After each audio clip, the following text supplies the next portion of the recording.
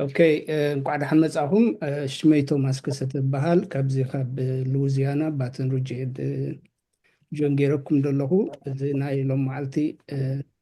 أخيبانا ب Association of Eritrean Studies and Eritrean Studies Journal بهالينا organize جيرنايو زي Association of Eritrean Studies لما أبزي United States Registered دخونة independent non-political non-sectarian scholar association تعلموا قدما بزعبها هاجرنان هزبنان أفلتو جنريت المقبارن مسفع حاني خم كالد خم توسخ ما كم مراخبي فورم نتقاملو official دخونه journal لنا we still have some problems with the publisher but journal publish نقبرينا مالتي خالق خبت نقبرو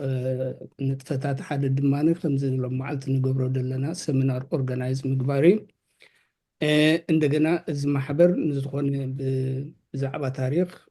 ناي إرتران هزبان دقدس is open anybody can be a member إتا Eritrean Studies Journal تبهال journal ما قداميت issue already online وصلا بزر استاتري ودلهم recently دما ناي كل قدسات مرات إرتراويان إرتران بزعبا زي ناي قيح بحري مس إثيوبيا قل دبهال دلو نقرات بزعبو زملكت مصنعات جيروم حدا publication صحيفهم اللو نسون أبتو ويب سايت نالو قفل دما بزقرب أوان كم special issue نايتا journal كوينو after journal كوتسي مالتي so you can see all of this up the NITA Association journal and تي كال خمس زبالكو خاطر نقبر حدث سيمينارات organize مقباري كله تي محجز قبرنا سيمينارات دما أبتي نا يوتيوب channel هنا أب يوتيوب كيدكم ده Association of Eritrean Studies ده جوجل تغيركم you will see all the previous video نايتي قد محجز نقبر سيمينارات مالتي لما عالت دما علم سجد تقال لي علم سجد أتغنى قبله أوكي النمبر I have hard time with that. Anyway, ألم سجد تسفاي لما عالت جوين كقبر الناس فقد بتعمي فقساتينا ألم سجد in 1944 أبعد دخلات وليدو تحرية بإرترا أب بينو مبعتان مع كلاية مرتنا وار أب إرترا أنت ماهرو أب أديس أبابا يونيفرسيتي 1962 أتيو أمونغو أقاري دحراي تمليسي 1969 بناي حق ديجري تمريقو دحراي أب 1972 خاب يونيفرسيتي أوف إلينوي أب أوربانا شامبين ماسترز ديجري وديو دحراي ناب بي اتش دي خمارة بيونيفرسيتي أوف ويسكونسن ماديسون جميرو زي كل ريكوايرمنت وديو ناي dissertation كتصحب مش جمرة ناب أقاري تمرتو ناب قدلي أب 74 كيدو مالتي أب قدلي مجمريا أب ممحدار ناي تمرتن أقلقلو أبو خم ممهرن كم حلف كاريكلم سريحو كاب سمانيا كنتن ما أفكبلي باهلي دبهل أبو تمديبو كابو وان جميرو دما ناي مصحف سراح جميرو مالتي مجمريا ناي ود حضرات بالمصحف قال خمزي تواصلات المصحف نيرو بدحريو زي مبزحتنا حجز لهم معلت نزارب له تاريخ عبيت صحفات مالت صحيف له زي أين فلالة فدريشن سلسة غصي بزعبا تاريخنا إرترا قبل 4 سقام جمهورية ساتات الدنورين جدما بتقرنيا قالي بارت ما بعربون تترجم لهم ما يبقى تقرأ قالون هو خونا من الشو جدما زي ناي إسراء عمتات تاريخ دخون بإنجليز تسميقون بيعري صفوف دخون السرحن حزبنا قريب الله مالتين قالوا ون إذا بزعبا ناي قد لي تمكروتات حصرت ستوريز كنت قنب دفاع عد بالمصحف بتقرنيا نيرو دحراون بإنجليزا ترجمون أب ريد سي بريس بابليش دخونه يحجون ريسنتلي دراقوه ناي تسفاي قبرا أب يندورو ربي مهدر جبل ناب إنجليش ترجمون له كل زي مصحفتي مبزحت زي مصحفت حجي دراقوهم أب أمازون له you can find all those books on Amazon مالتي كان زبول كو the Association of Eritrean Studies نسأ محبري زخونه member كون بدلي you can join you can send email نبذا eritreanstudies.org to website نهنا تا email نايتا association ما eritreanstudiesa@gmail.com يعني حجي قد نزل سمينار مجمرنا تي كل مايكروفونكم ميوت كبروا دحراي حتون دحرا لكم يكن ويت سقابتي مودعتا ويدما أبتشات دبل أبو بصحافه بقربو دما وقن حتى فينا ما كن أدل كن هنا مالتي ألم سجد please go ahead the stage is yours وقال هالمسألة and thank you for joining us today. اوكي قلنا لي دكتور توماس نكوع بدحان صنعكم بحق اذا مدرك زي اصبق حسابي حسيبك مجمرتو مس نجر كاني امو داتا تخونت اللي تحيش منتي بمودو تي زغوركو عدت بعد على لي تاي كم زنبره كم زنبره ك جمجام كهلون منتي الى نيره بخما مقد خا سل زغنت بحقي صبق برسبكتيف حيزه الزارب زلقو بزعبا زي زغور كوعدت سلازي دكتور توماس وسط كاتو قصقني لي كلكم كاتم ابستريكم زلقكم غني لي كبرتابكم كان كمسكونم زلي ابي كم زمسكونم طفاني زقنايه كلت سبات አለው እነዚህ بملؤ قبر زلقو عدت امريكا زسالو طلي طرح زيكون نفسهم ولا حتى نقر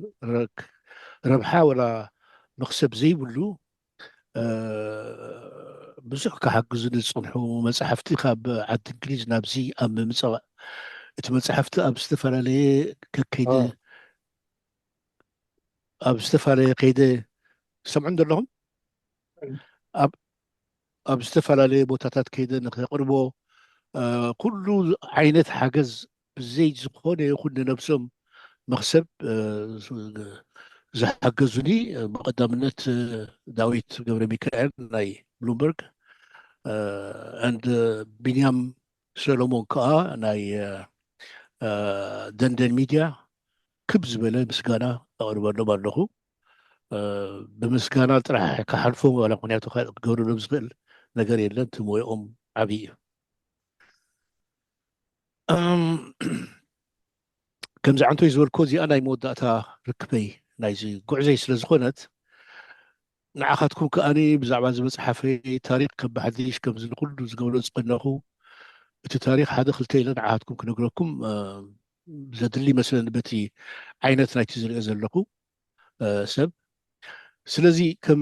ተመክሮ ካብዚ ዝቐድነኽዎ ዑደት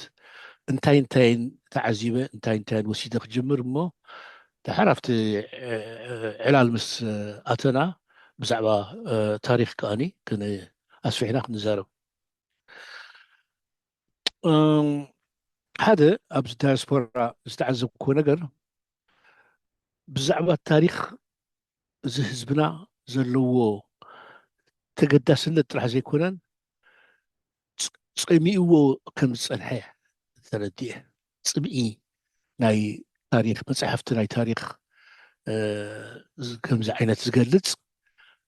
ፅምኢ ከም ዘለዎ ድልየት ከም ዘለዎ ተረዲአ بحق تنكفوني كل زقنا حتوتات زحتون زنبورو تدممصيوم حقوسومن تسفؤوم زገልጹ ላይ ዝነበሩ ኣዝዮም ብዙሓት ኣነ ሓቂ ተንኪፉኒ ደንጉናዮም ከም ዝነበርና ደንጉና ከም ዝኾንና ኣብ ታሪክና ድሕሪት ንተርፍ ከም ዘለና ኣብ ምንጋርን ምስናድን መፅሓፍን ናይ ታሪክና ኣፀቢቑ ካብቲ ቅድሚ ሕጂ ዝነበረኒ ኣፍልጦ ኣፀቢቑ በሪሁ ተራእዩኒ ሓደ ህዝቢ ሲ ታሪኩ ባዕሉ ፅሒፉ ባዕሉ ሰኒዱ ኣነስ ከምዚ እየ ዘይብል እንድሕር ኮይኑ ፀገም የጓንፎ ብዙሕ ግዜ ዝቐንኹ ዘረባታት ነዚአ ሃይላይት ትገብር ቀነ በቲ ንዓኻ ተመክሮኻ ዝገልፅ በቲ ድሌት ናይ ህዝቢ ተስፋ ናይ ህዝቢ ባህጊ ህዝቢ ንቅድሚት ዝደፍኣሉን ድሕሪት ዝተመለሰሉን ዝሰዓረሉን ዝተሰዓረሉን ተስፍኡን ደስትኡን زيتات بتي نسوز مثلا بتناتو كولكتيف زخري ناي دوكيومنتيشن يقول ولا ناي ولكي زخري ناي ولك سبات انت زي تقاليسو كالو تصحف الكامو ددحريو كتكيدي خاتنبر سلز انا ازيو تسوت اني ابا امري زاتو እንደዚህ ባህጊ ጽምኢ ዝጸንሐ ናይ ታሪክ ኣብ ህዝብና እዩ እዚ ናይቶም ዓበይቲ ማለት እዩ እቶም ዝፈልጡ እቶም ቀዳማይ ጀነሬሽን ንበሎም ወይ ካልኣይ ጀነሬሽን ንበሎም ሳልሳይ ጀነሬሽን ከዓ ናቶም ኮንሰርንስ ኣለዎም ብዛዕባ ታሪክ በዚ ዝረኣኽዎ ሕጂ ቅድሚ ቁርብ መዓልቲ ብሰሙን ኣቢሉ ሓደ 20 ዝኾኑ ተምሃሮ መንእሰያት ሪዲንግ ግሩፕ መስሪቶም ነዛ መፅሓፍ ከንብብዋ ብሓንሳእ ዝቐነዩ ብቐዳማይ ዓዲሞም ነይሮም ኣብዚ ናይ ኮሚኒቲ ሴንተር ናይ ዋሽንግተን ሕጂ ዝሓትኑ ዝነበሩ ነገራት ክፀሚዑ ክሪኦ ከለኹ ናይ ኣይደንቲቲ ሽግር ናይ ኣይደንቲቲ ሕቶታት ከም ዘለዎም ተረዲአ ክልተ ዝዓይነቱ ሓደ ኣብዚ ናይ ኣሜሪካ ሜልቲንግ ፖት ተባሂሉ ዝፅዋዕ ኣሜሪካ ኣብኡ ኣቲኻ ምጥፋእ እቲ ሓደጋቲ ኣብኡ ኣቲኻ ዝኾነ ይኹን ኣይደንቲቲ ዘይብልካ ምጥፋእ ሓደ ወይ ከመይ ጌርካ ነቲ ናይ ኣሜሪካ መንነት ወይ ከዓ ዜግነት ወይ ከዓ ህላወን ነቲ ናይ ዓድኻ ዝፀንሐ ትራዲሽናል ኣይደንቲቲ ከመይ ጌርካ ተወስቡ ኣብ ዝብል ኣዝዩ ከቢድ ዝኾነ ስምዒትን ክስታይን ከም ዘለዎም ገሊፆም እዮም ሕጂ እቲ ታሪክ ምፍላጥን እቲ ታሪክ ምንባብን ይሕግዞም ከም ዝኾነ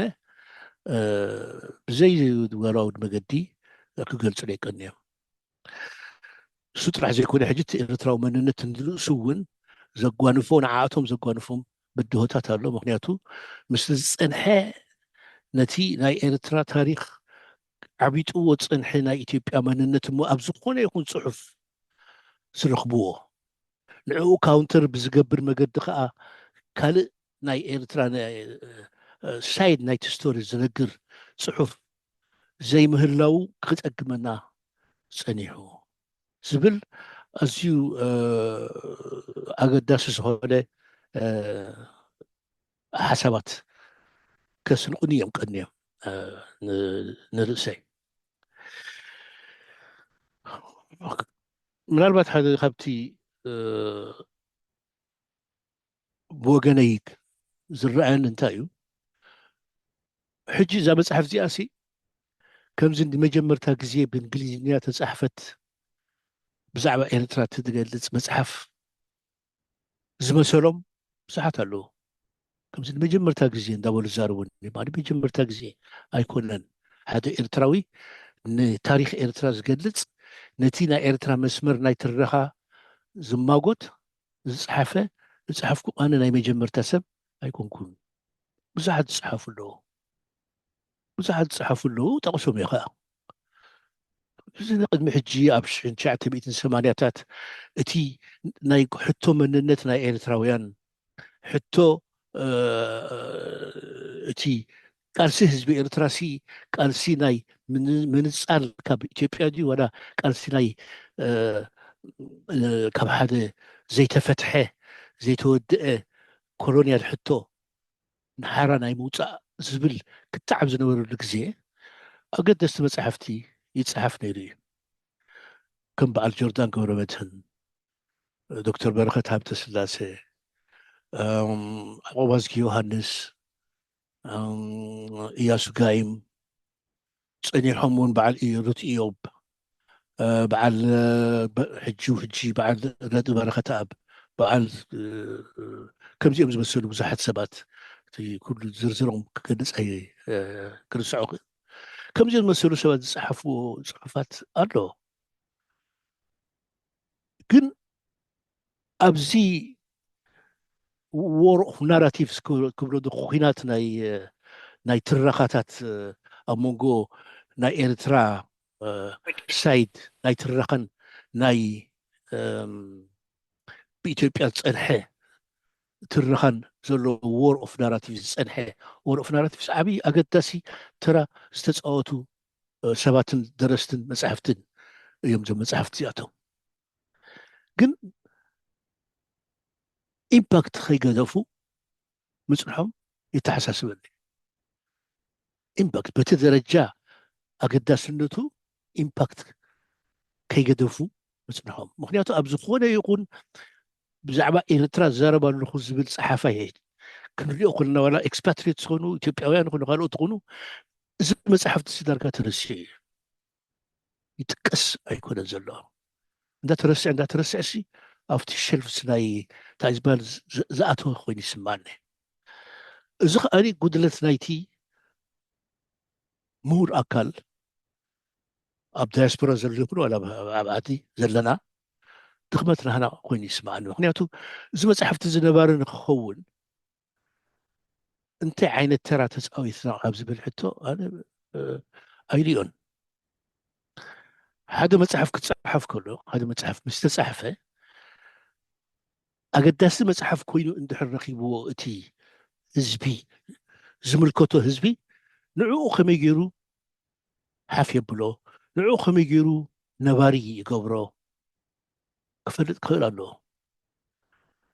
እዘን መፅሓፍቲ እዚኣቶም ሪቪውድ ክኾኑ ኣብ ክትዕ ክኣትዉ ብፍላይ ሕጂ ብዚ ናይ ሶሻል ሚድያ ግዜ ከምዚ ዝመሰለ መፅሓፍቲ ክርከብ ከሎ መዛረቢ ኣርእስቲ ኮይኑ ክዝርጋሕን ክዓብል ክምዕብልን ክንቀፍን እዩ ዝግባእ ግን ንሱ ኣይትሪኦን ኢኻ መብዛሕትኡ ግዜ ህዝብና ወይ የንብቦ ዲ ኣየንብቦ ንገርመኒ እዩ ወይ ከዓ ምስ ኣንበቦ ከዓኒ ፅቡቕ ኢሉ ይሓልፎ ዳኣ እምበሪ ፅቡቕ እሞንስ ከኸፍረጦ ዝብል ዓቕሚ ዘለዎ ሰብ ማለት እየ ዝገብሮ ብጣዕሚ ውሑድ እዩ እዘን ሰለስተ መፅሓፍቲ ናተይ ሕጂ ኣይንፈላለ ገለ ሰለስቲአን ብቸካ ገብረ ህይወት ዶክተር ገብረ ህይወት ተስፋ ጊዮርጊስ ካልእ ሰብ ብደረጃ ነቐፌታዊ መገዲ ዝገለፀን ኣይረኣኹን ክድፎት ናይ ቀደም ዝነበረ ናይ በዓል ዶክተር በረኸት ናይ በዓል ጆርዳን ዝብሎ ዘለኹ ክሳብ ሕጂስ ክነብር ክኽእል ነይርዎ ንስኹም ሬፈረንስ ኮይኑ ግን ኣብቲ ሬፈረንስ ብዙሕ ኣይርኦም ሕጂ እዛ መፅሓፍ እዚኣ ፅሒፈያ ዘለኹ ንሳ ንበይና ፅሕፍቲ ኣይኮነትን መቐፀልታ ናይቲ ቅድሚ ሕጂ ተፃሒፉ ዝነበረ እዩ ገለገለ እውን እጠቕሶም ናይ በዓል ዕዋዝ ዮሃንስ በዓል ገመረ ፀቢቐ ኣስፊሐ ገልፆም እዩ ምክንያቱ ኣገዳሲ ነገራት ስለ ዘለዎ ምሳቶም ሕጂ እዛ መፅሓፍ እዚኣ ክሳብ ሕጂ ክንደይ ዳርጋ 6 ወርሒ 5 ወርሒ ገይራ ኣላ በቲ ደረጃ ሕጂ ክዝረበላ ይርኢን ማለት እቲ ሰብ ሓጎሱ ይገልፅ ገለገልፅ እምበር ካብቶም ምሁር ኣካል ተባሂሎም ዝፅውዑ ምናልባት ሓደ ክልተ ክሪቲክስ ርኢ ኣለኹ ክሳብ ሕጂ ሓንቲ ብናስር ዓለ ተፃሕፈት ሕጂ ኣብ ኣማዞን ነእትዮም ኣለዉ ሰፊሕ ዝኾነ ዕቡቕ ዝበለ ትንታነ ናይታ መፅሓፍ ዝረኣኽዎ ካልኣይቲ ከዓ ለንቅነ ብዚ ናይ ኣብቲ ናይ ኤፒሎግ ዘሎ ብወልደይ ዓማር ተፃሕፈ ክሪቲካል ዝኾነ ነቓፊ ብዝኾነ መገዲ ዝፀሓፎ ርኢ ኣለኹ ፅቡቕ ማለት ሲ ይንበብ ኣሎ ማለት እንዲ ይንበብ ጥራሕ ዘይኮነስ ክትዕ የላዕሊ ስለ ዘሎ መፅሓፍካ ብክኡ ደረጃ ተራእዩ ሲሪየስ ዲስካሽን ክመፅእ ከሎ ኣነ ብሓቂ ፅቡቅ ኮይኑ ይስማዓኒ ኣነ ከምዚ ኢለ ዝዛረብ ዘለኹ ምክንያት እንታይ እዩ ክነቅፍ ንክወቅስ ኢለ ዘይኮንኩሲ ኣብቲ ካልቸር ናህና ናይ ኣናባባና ኹን ኣቀባብላና ናይ ታሪክ ይኹን ናይ ካልእ ፅሑፋትና ሲ ቁርብ ዝሕል ንብል ስለ ዝኾንና እዩ እንድሕር ታሪክ ናይ ሓደ ህዝቢ ተፃሒፉ ነባሪ ክኸውን እሞኒ ኣብ መድረኻት ናይ ዓለም ኣብቲ መድረኻት ናይ ሊትሬቸር ሂስቶሪካል ሊትሬቸር ቦትኡ ክሕዝ እንድሕር ኮይኑ እዘን ኤንሃንስ ክኸውን ኣለዎ ክነኣድ ኣለዎ ማለት ይኹንኩን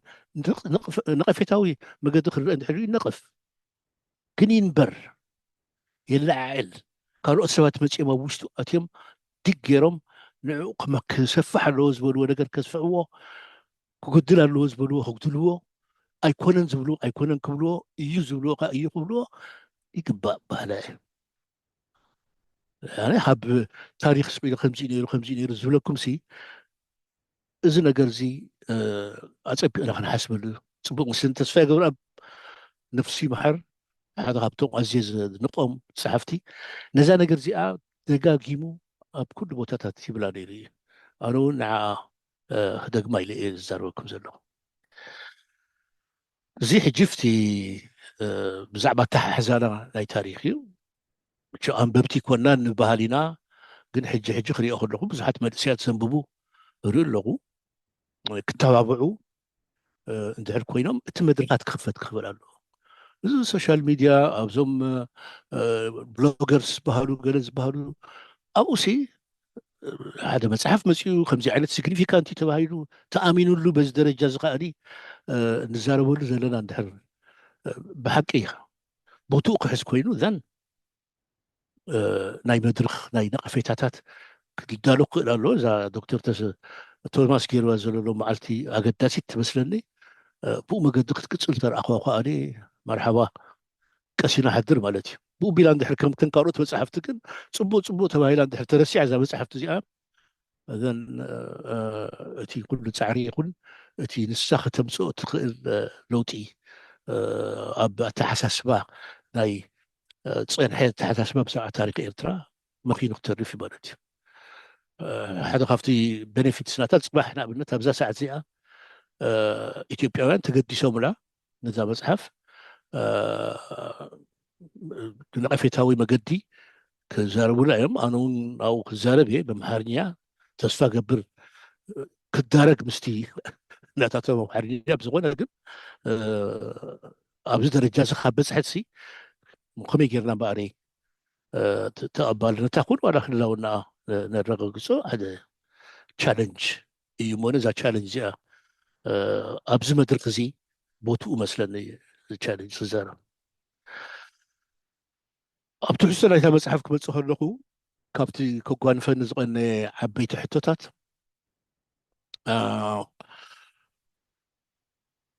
እቲ ቀንዲ ክብሎ ዝኽእል 3-4 ኣብ ውሽጢ ናይታ ትሕዝቶ ናይታ መፅሓፍ ክዛረቡ ካብኡ ንመድረክ ክኸፍቶ እዮም ይገድፉ እዮም ሓንቲ እንታይ ንምንታይ ኢኻ ካብ 41 ክሳዕ 62 ጥራይ መሪፅካ ስለምንታይ ነቲ ቅድሚኡ ዝነበረ ናይ ጣልያን ይኹን ቅድሚኡ ዝነበረ ናይ ቅድሚ መግዛእቲ ዝነበረ ኩነታት ስለዘይተገደስካሉ ድዩ ብድሕሪኡ ዝመፀ ኸመን ክፅሕፎ እዩ ዝብል እዩ ለጂትመት ሕቶታት እዩ ለጂትመት ሕቶታት እዩ እቲ ቅድሚ መግዛእቲ ዝነበረ ኩነታት ናይ ኤርትራ ብኸመይ መገዲ ነቲ ድሕሪኡ ዝመፀ ፀሊዎ እንታይ ተራ ኣለዎ ኣብ ምምስራት ናይ ሕብረተሰብ ኤርትራን ናብ ምምዕባል ናይ ሃገራውነት ኤርትራ ሃገራውነትን ዝብል ሕቶ ኣዝዩ ዓሚቕ መፅናዕቲ ዝሓትት ነቲ ግዜቲ ፀቢቕካ ናይ ምርድኡ ዝሓትት ሕቶ መስለኒ ምናልባት ኣነ ስለምንታይ ኣይገበርኩን ኣገዳስነቱ ስለ ዘይተረድአኒ ዘይኮነሲ ዓቕሚ እውን ምናልባት ናብዛ መፅሓፍ እዚኣ ዘምፅኣኒ ምክንያቱ ንርእሱ ሲ ሊሚትድ ገይሩኒ ኣሎ ኣብቲ ናተይ ኢንተረስት እጂ ናብዚኣ መፅሓፍ እዚኣ ናብ 1941 ክሳብ 62 ዝኣተኩሉ ቀንዲ ምክንያት ብዙሕ ግዜ ገሊፀ ኣለኹ ኣብ ዩኒቨርሲቲ ኦፍ ኢሊኖይ ተምሃራይ ናይ ማስተርስ ኢን ኢንተርናሽናል ኮምፓራቲቭ ስታዲስ ክገብር ከለኹ እታ ዝመረፅክዋ ርእስቲ እዛ ናይ 4 ሓያላት መንግስታትን ሕብረት ሃገራትን ኣብ ፌደሬሽን ኤርትራን ኢትዮጵያን ዝተፃወትዎ ተራ እቲ ፌደሬሽን ርእሱ ሕጋዊ ዲ ነይሩ ኣፈራርስኡ ሕጋዊ ዲ ነይሩ ኣብ ዝብል ኣነ ነታ ማስተርስ ኢለ ዝኣተኽዎ ስራሕ እዩ ኣብቲ ግዜቲ ኣብዚ ኣሜሪካ ነቲ ክስታይ ንኸፍት ነርና እዚ ማሕበር ናይ ተምሃሮ ኣብ ኒውዮርክ ኣብ ቦስቶን ኣብ ገለ ማሕበር ናይ ተምሃሮ ንምስርተሉ ዝነበረና ግዜ 1971 እዛ ኣርእስቲ እዚኣ ምስ መፀት እሞ ሓደ ኣባሉ ነቲ ታሪክ ዘይነፅንዖ ካብ ዝብል ኣነ ንዓ ኣትያ ስለዚ ሊሚት ሊሚትድ ኮይናታ ክስታይ ንሳ ፅሒፈ ወዲየ ኣብኡ ሕጂ ባክግራውንድ ታሪክ ከፅንዕ እንከለኹ ዝኾነ ይኹን ብኤርትራውያን ተፃሕፈ ንኤርትራዊ ስምዒትን ኣተሓሳስባን ናይቲ ግዜ ዝውክል ፅሑፍ ኣይረኣኹን ኣይነበረን ከም ሓሳብ ኣብ ሓንጎደይ ተሪፉ እዩ ድሕሪ ነዊሕ ዓመታት ኣብ ሜዳ 1987 ኣብ ፖለቲካዊ ምንቃሕ ዝበሃል ሓርበኛ ትበሃል ጋዜጣ ነዳልወሉ ብዝነበርና ግዜ እዚኣ መፅሓፍቲ ናይ ኤርትራስ ዘይንፅሕፍ ካብ ኣሎ ኣብ ቅድሜና ዘሎ ማቴርያል ዘይንፅሕፍ ኢልና እሱ ፅሒፍና 4 ሰባት ተመቃቂልና ናይ ኤንሸንት ሂስትሪ ናይ ሚዲቫል ሂስትሪ ናይ ኢታልያን ሂስትሪ ናይ ኢታልያን ፒሪድ ናይ ከዓ እንግሊዝን ናይ ፌደሬሽን ኢልና 4 ከክንዲ ፓምፍሌት ዝኾና መፅሓፍቲ ፅሒፍና ፅቡቅ ናይ መምሃሪ ክኾና ክኢለን ኣነ ዝወሰድክዎ ሕጂ እቲ ናይ 4ታትን ናይ ፌደሬሽንን እዩ ዘምህረት ናይ ጣልያን ወሲዱ ነይሩ ናይ ጣልያን ኣማዕቢልዎ እቶም ክልተ ካልኦት ብፆትና ኪዳነ ሰለሞን ሰመረ ሰለሞን ዝበሃሉ ከዓኒ እቲ ኤንሸንትን እቲ ሚዲቫልን ፅሒፎም ድሕሪኡ ኣይቀፀርዎን ንሳቶም ግን ንሕና ቀፂልና ማለት እዩ ሕጂ ኣብ 1997 ኩናት ናይቲ ግዜቲ ምስ ኢትዮጵያ ምስ ተላዕለ ካልእ ነገር ግበር ስለ ዘይነበረ ኣነ ናብኡ ተመሊሰ ናብቲ ድሕሪት ተመሊሰ እዘን በዓል ኣይንፈላለ በዓል ገለ ክፅሕፍ ጀሚረ በቂሉ ንፅሒፈ ወዲየ ናኣተ ንድሕሪት ናይ ምምላስ ዕድል ኣይነበረንን ማቴርያል እውን ኣይነበረን ኣገዳሲ ግራቲ ግዜቲ ጣልያን ስን ኤርትራ ክሕዛ ከሎሲ ከምዚ ቮይድ ዝኾነ ወላ ሓንቲ ነገር ህዝቢ ናቱ ታሪክ ናቱ ሕግታት ናቱ ኩሉ ነገራት ዘይነበሮ ስኢሉ ሓደ ቮይድ ሓደ ክፉት ቦታ ኮይኑ ዝስምዖም ብዙሓት ዘለዉ ኣብኡ ዝነበረ ታሪክ ናይ መኸተ ኣንፃር ዝተፈላለየ ወራራት ኩን ናይቲ ኣመነባብራ ናይቲ ህዝቢ ኩን ናይቲ ሕግታት ኩን ናይቲ ስርዓቱ ኩን ቀሊል ታሪክ ኣይኮነን እሱ ክኢላታት ዘድልዮ እዩ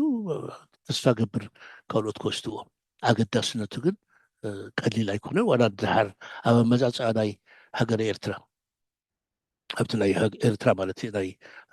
ኤርትራዊ ሃገራውነት እቲ ናይ ጥልያን መፅሓፍ ኣሎ ናይ ዘምህረት ኣነ ብዙሕ ሰብ ዘንበቦ ወይ ከዓ ሪፈር ዝገብሮ ኣይመስለንን ግን ኣዝዩ ኣገዳሲ ዝኾነ ብቋንቋ ትግርኛ ተፅሓፈ መፅሓፍ ኣሎ ንሱ ምናልባት ናብ እንግሊዝኛ ክትርጎም ግብኦ ዘይግብኦ ንርአ ንሱ ኣብ ትግርኛ ምስ ተተርጎመ ሓደ ኣማዕቢሉ ከተርግሞ ተስፋ ገብር ዘምህረት እንድሕር ከምኡ ገይርዎ ሓደ ፅቡቅ ምንጪ ክኸውን እዩ ስለዚ እዚ እዩ እቲ ናይ ድሕሪት ከዓ ናይ ሰውራ ከዓ ብዙሕ ግዜ ዝዛረብ እየ ኣነ እቲ ናይ ሰውራ እንድሕር ክትፅሕፈሉ ኮንካ እቲ ማቴርያል ክህሉ ክኽእል ኣለዎ ኣቮይላብል ክኸውን ክኽእል ኣለዎ እቲ ማቴርያል ንሱ ሕጂ ቁሩብ ፀገም ኣለዎ ገሊኡ ናይ ሓረካ ናይ ተጋድሎ ሓርነት ኤርትራ ናበይ ከም ዘሎ ክትፈልጥ ኣይትኽእልን ፋሕፋሕ ስለ ዝበለ ማለት እየ እቲ ናይ ህዝባዊ ግንባር ከዓኒ ገና ኣብ ክላሲፋይድ ኮይኑ ኣቬይላብል ስለ ዘይኮነ ተጋደልቲ እውን ክብሉ ሻዕ ከምቲ እንብሎ ናይ ገዛእ ርእሶም ታሪክን ተመክሮን ክዛረቡ ድልዋት ኣይኮኑን ስለ ዝበሃል እሱ ንርእሰይ ከም ተመክሮ ስለ ዝፈልጦን ዝሓለፍኩን ንሱ ንካልኦት ወለዶ ገዲፍና ነዚ መፅሓፍቲ እዚ ኮንሰንትሬት ገይረ ማለት እዩ እዚአን ኩሉ ሻዕ ከም ሕቶ ዝቀርባለይ ስለ ዝነበራ እየ ዝጠቅሰን ዘለኹ ካልእ ዘስተውሃል ኩሉ ነገራት እንታይ እዩ ዋላ ኣብ መንጎ ብሕቶታት ክሕተት ከለኹ እንታይ ዝተብህል ዋላ ኣብ መንጎ እቶም ኤርትራውያን ሲ እቲ ዝፀንሐ ታሪክ ኢትዮጵያ ተፃዒኑ ዝፀንሐ ታሪክ ንሱ ገና ሓይሊ ስለ ዘለዎ ምናልባት ዝተማሃርዎ ንሱ ክኸውን ስለ ዝኽእል ኣብ ዝተፈላለየ መፅሓፍቲ ዝንበብ ዝያዳ ንሱ ስለ ዝኾነ ከም ዝብለኩም ዘለኹ ዘን ኩሉ ዘን መፅሓፍቲ ዝጠቐስ ኮን ዓንቶይ ስለ ዝተረስዓ ከምዚ ወላ ኢትዮጵያውያን ባዕሎም ክሓስቡ ከለዉ ክዛረቡ ከለዉ ሕጂ እውን እንተኾነ ከምዚ ኤርትራ ማለት እዘን ናይ ከበሳ ሰለስተ ኣውራጃታት ንሰን ኮይኖም ዝስምዑ ብዙሓት ኣለዉ ዋላ ገለገለ ኤርትራውያን ኤርትራ ክበሃል ከሎ እዘን ከበሳ ጥራሕ ኤርትራ ክበሃል ከሎ ሰፊሕ ቦታ እዩ ኤርትራ ክበሃል ከሎ ከበሳ ጥራሕ ኣይኮነን ኤርትራ ትበሃል ከሎ መታዓት ኣለዉ ዝተፈላለየ ብሄራት ኣለዋ ኢኳል ክሌይም ኣብቲ ናይ ኤርትራ ታሪክ ናይ ኤርትራ ሃገራውነት ኢኳል ክሌይም ዘለዎም ኣለዉ ኤርትራ ማለት ሲ ሓንቲ ኮምፖዚት ካብቲ ቀደም ነይሩ ዝበሃል ዝተበታተኸ መንነታት ሓደ መንነት ጠሚራ ዝውፀት ነቲ መንነቲ ዋጋ ከፊላ ናብ ሃገር ዝለውጠት ሃገር ከም ዝኾነት ከረድእ ብዙሕ ፈቲለ ማለት እዩ ከረድእ ብዙሕ ክትንቀኒ ማለት እዩ ወላ ምስ ኢትዮጵያውያኑ ካብቲ ዘካታዕና ነገራት ምስ ክኸውን ፅባሕ ምሽር እዚ ኣርእስቲ ዝክልዓል ከም ዝኾነ እስላምን ክርስቲያንን ዝሳተፉላ ዝተፈላለየ ብሄራት ዝሳተፈላ ሃገር እያ ኤርትራ እኳለኹ ብእግረ መገደይ ምስ መፅሓፍቲ ዝተዛመደ ብኸመይ ከም ዝኾነ ክርዳእኒ ብዘይክእል ሓንቲ መፅሓፍ ኣላ ኣብ ካናዳ ኣሎ ኢስማዒል ሙክታር ዝበሃል ወዶም ነቶም ቀዳማይ ሙፍቲ ናይ ኤርትራ ሓዎም ንሸክ ሳሎም ሙክታር ሕጂ ሙፍቲ ዘለው ሓዎም ንዓቶም ወዶም ኣብ ካናዳ ኮይኑ ዝፀሓፈ ሓንቲ መፅሓፍ ኣላ ማይልስቶንስ ኢን ዘ ሂስትሪ ኦፍ ኢስላም ኢን ኤሪትራ ትብል ኣብ ዝኾነ ይኹን ቦታ ኣነ ክሪኣ ይከኣልኩ እዛ መፅሓፍ እዚኣ ኣነ ርእሰይ ብዛዕባ ሰሚዐ ኣብ ኣስመራ ኣንቢበያ ሰንበብ እኳ ንዑ ፅሒፈሉ ክሰደልካ መፅሓፍቲ ሰይድሊ ሓሙሽተ ዝኾና መፅሓፍቲ ዘርጊሐ ኣብ ኣስመራ ፅቡቅ ትንበብ ዘላ መፅሓፍ ኣብዚ ግን ኣይረኣኽዎን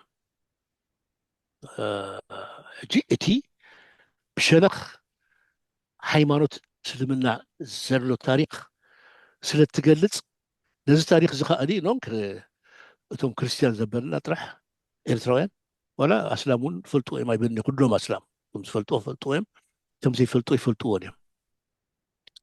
ጉድለት ክህልዋ ክእል ይኸውን እዩ ክሪቲሲዝም ክግበረላ ክእል ይኸውን ግን ሓንቲ ዓባይ መፅሓፍ ተፃሒፍ ኣላ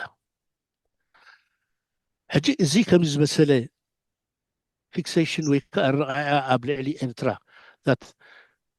ኩሉ ነገር ከበሳ ጥራሕ ኩሉ ነገር ዝብል ዲስፔልድ ክኸውን ዝግብኦ ምዃኑ እየ ሓደ ካብቲ ክገልፆ ዝቀነኹ ማለት እዩ ካልእ ዘለዓልኩለ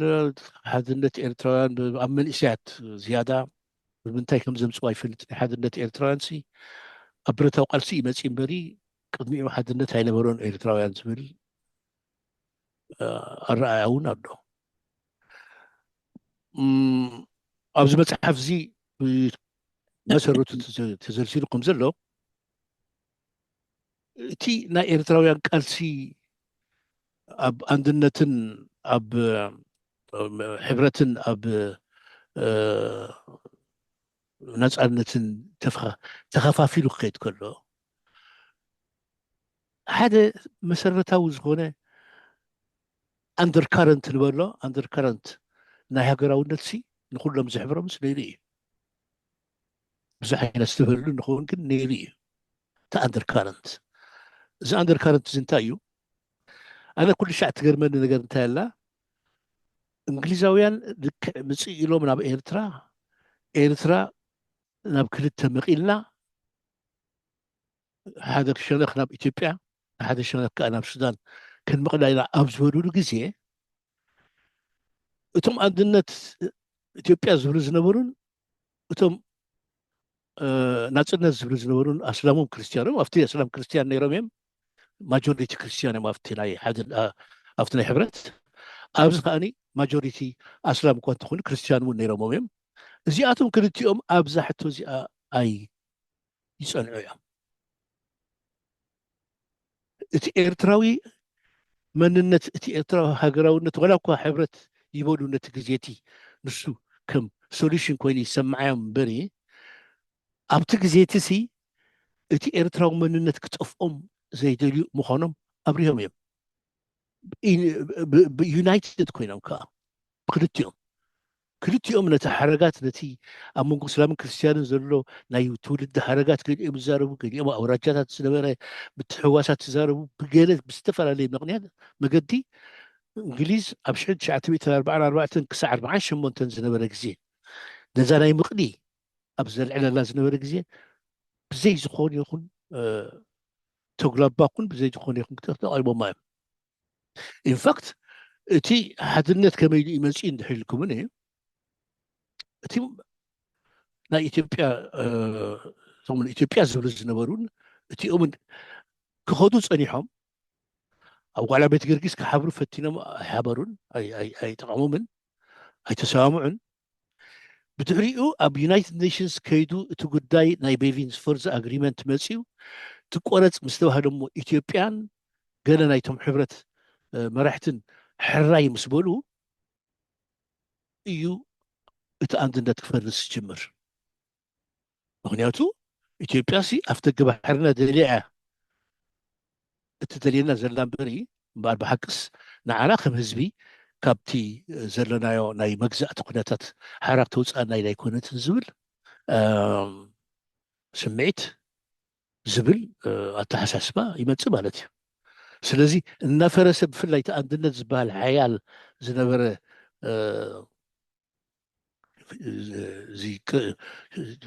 ጨንፈር ናይ ሕብረት ንሱ እናፈረሰ ብዙሓት ካብቶም መንእስያት ናብቲ ናይ ናፅነት ደንበ እንዳኸዱ ነቲ ናይ ናፅነት ደንበ ኣብ ጉድቢቶም እቲ ሓድነት ሕጂ ኣብዚ ይጅምር ሕጂ ብረታዊ ቃልሲ ምስ ተጀመረ እዩ ሓድነት ናይ ኤርትራውያን መፂኡ እምበሪ ቅድሚኡ ሓድነት ኣይነበሮምን ዝብል ኣተሓሳስባ ኮርስ እቲ ሓድነት ቀስ እንዳበለ እናማዕበለ በቲ ሓደ እንዳመፀ በቲ ሓደ እንዳመፀ እዩ ዝኸይድ ኢንክሪሜንታሊ እምበሪ ብሓንሳእ ሓድነት ኣይኮኒ ብሓንሳእ ሃገራውነት ብሓንሳእ ኣይዓብን ግን እዛ ነገር እዚኣ ኣፀቢቑ ሓንቲ ፒቮታል ታሪካዊት መድረክ ነጥብ መቐየሮም ምንበራ ክበርህ ክኽእል ኣሎ ብረታዊ ቃልሲ መፅእ ኣሎ ሕጂ ሓድነት ስለ ዝነበሮ እቲ ሰብ ከምቲ ማርክስ ዝብሎ ዝነበረ ቀደም ኦብጀክቲቭ ኮንዲሽንስ ኣራይፕ ፎር ሬቮሉሽን ዝበሃል ከምኡ ምስ ኮነ እዩ እቲ ብረታዊ ቃልሲ ክጅመር ጀሚሩ በዓል መሓመድ ስዒድ ዳውድ ንሓረካ ክጅምርዋ ከለዉ ኣብ ኤርትራ ከይዱ ዑደት ገይሩ ምስ ማሕበር ሰራሕተኛታት ምስ በዓል ፀጋይ ካሕሳይ ምዞም ከምዚኦም መሰሉ ተራኺቡ ኣብ ከበሳን ኣብ ኩሉ ተራኺቡ ነቲ ሓረካ ጀሚርዎ ሓረካ እንድሕር ጀሚርና ምስጢራዊት ውድብ ኮይናሲ እቲ ህዝቢ ክኣትዋ እዩ ብዝብል በቲ ዝሓሰቡ ከዓ ኮይኑ ብዙሕ ሰብ እዩ ኣብ ሓረካ ኣትዩ ዋላ ተገድሊ ሓርነት ኤርትራ ኣብ 1960 ብረታዊ ቃልሲ ክትእውጅ ከላ ፀኒሑ እውን ናይ ዓዋትን ናይ ብረታዊ ቃልሲ ክትጅመሮ ከለላት ኢን ኣክቹዋል ፋክት ህዝቢ ኣብ ጎና ከም ዝኸውን እትጠራጠረሉ ኣይነበረን ፅቡቅ ገሚቶም እዮም ተጋድሎ ሓርነት ኤርትራ ዝጀመርዎ ማለት እዩ ስለዚ እቲ ብረታዊ ቃልሲ ግን እንታይ ክገብር ይኽእል ነቲ ሓድነት ከትርሮ በብቁሩብ እንዳምፅአ ነቲ ዘይነበረ ከእትዎ ይኽእል ይኸውን እምበሪ ብሓፈሻዊ ዘረባ ክትዛረብ ከለካ እቲ ሙድ ናይቲ ህዝቢ እቲ ፅላኣት ናይ ምግዛእቲ እሞኒ ናይ ለውጢ ኣብቲ ደረጃ ትበፂሑ ነይሩ ክትብል ትኽእል ኢኻ ስለዚ ብረታዊ ቃልሲ ኤርትራውያን ኣሕይርዎ እምበሪ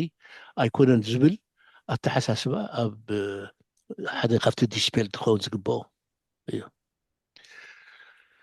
ናይ መወዳእታ ድሓር ኣብ ዕላል ክንኣቱ ከም ዝብለኩም ዘለኹ ትኹም እንዳበልኩ እየ ዝኸይድ ዘለኹ ምክንያቱ ናይቲ ኢምፕሬሽንስ ከም ዕላል ኢና ንዛረብ ዘለና ምክንያቱ መዛኑታት ኢና ኩላና ንዓኻትኩም ከረዳእኩም ገዲኩም ኩንቲ ብምሉእ እቲ መስርሕ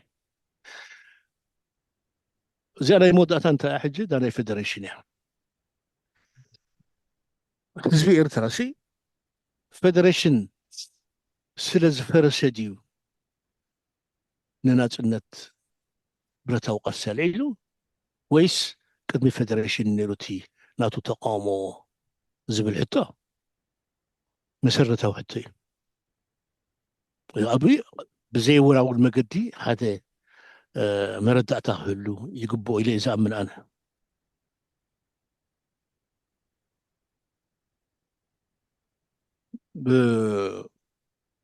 شنشع أبتي قداي إيرترا بيونايتد نيشنز بس أتوه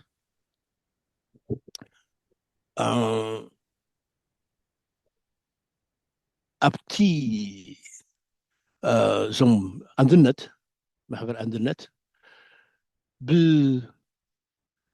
إثيوبيا بأقليلو هبتولد برايم مينستر نا إثيوبيا بازي فورن مينستر نا إثيوبيا هذا بوخو كلو تسامع ماتيو تسامع زي يكون استعبلي لهم أون إياه تعبلي لهم كم استعبلوا له بمنطقة تفلت بش عند شعة 40 شعة نفتي أبريل ما يقصوا بيرينز فورز أجريمنت قدمي إيرترا تم قال أبزبل قدمي بايتو مقربو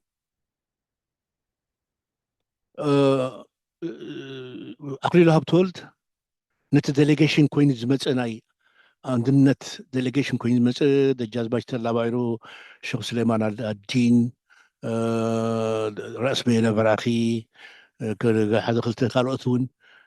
أب إيربورت تقبل خوزدم كله أمس لبوي ولد أبني رمى لبوي ولد وكم ديليجيتنا إيرتران كانوا كده ونيرا بفينس فرزا أجريمنت إيرترا تمقل أبزبل تقبلنا إناموني نسخاتكم أتقبلوا إلى ما أو جماعة سنبادة كم تفترة إمزالوا بيولداب مع أب حمام كم زوج رأس بينه مغنياته أي حسبون أي دليل نتي قدايتي كن أبتحتي قد تصيرنا إثيوبيا أتيوم سلزنوري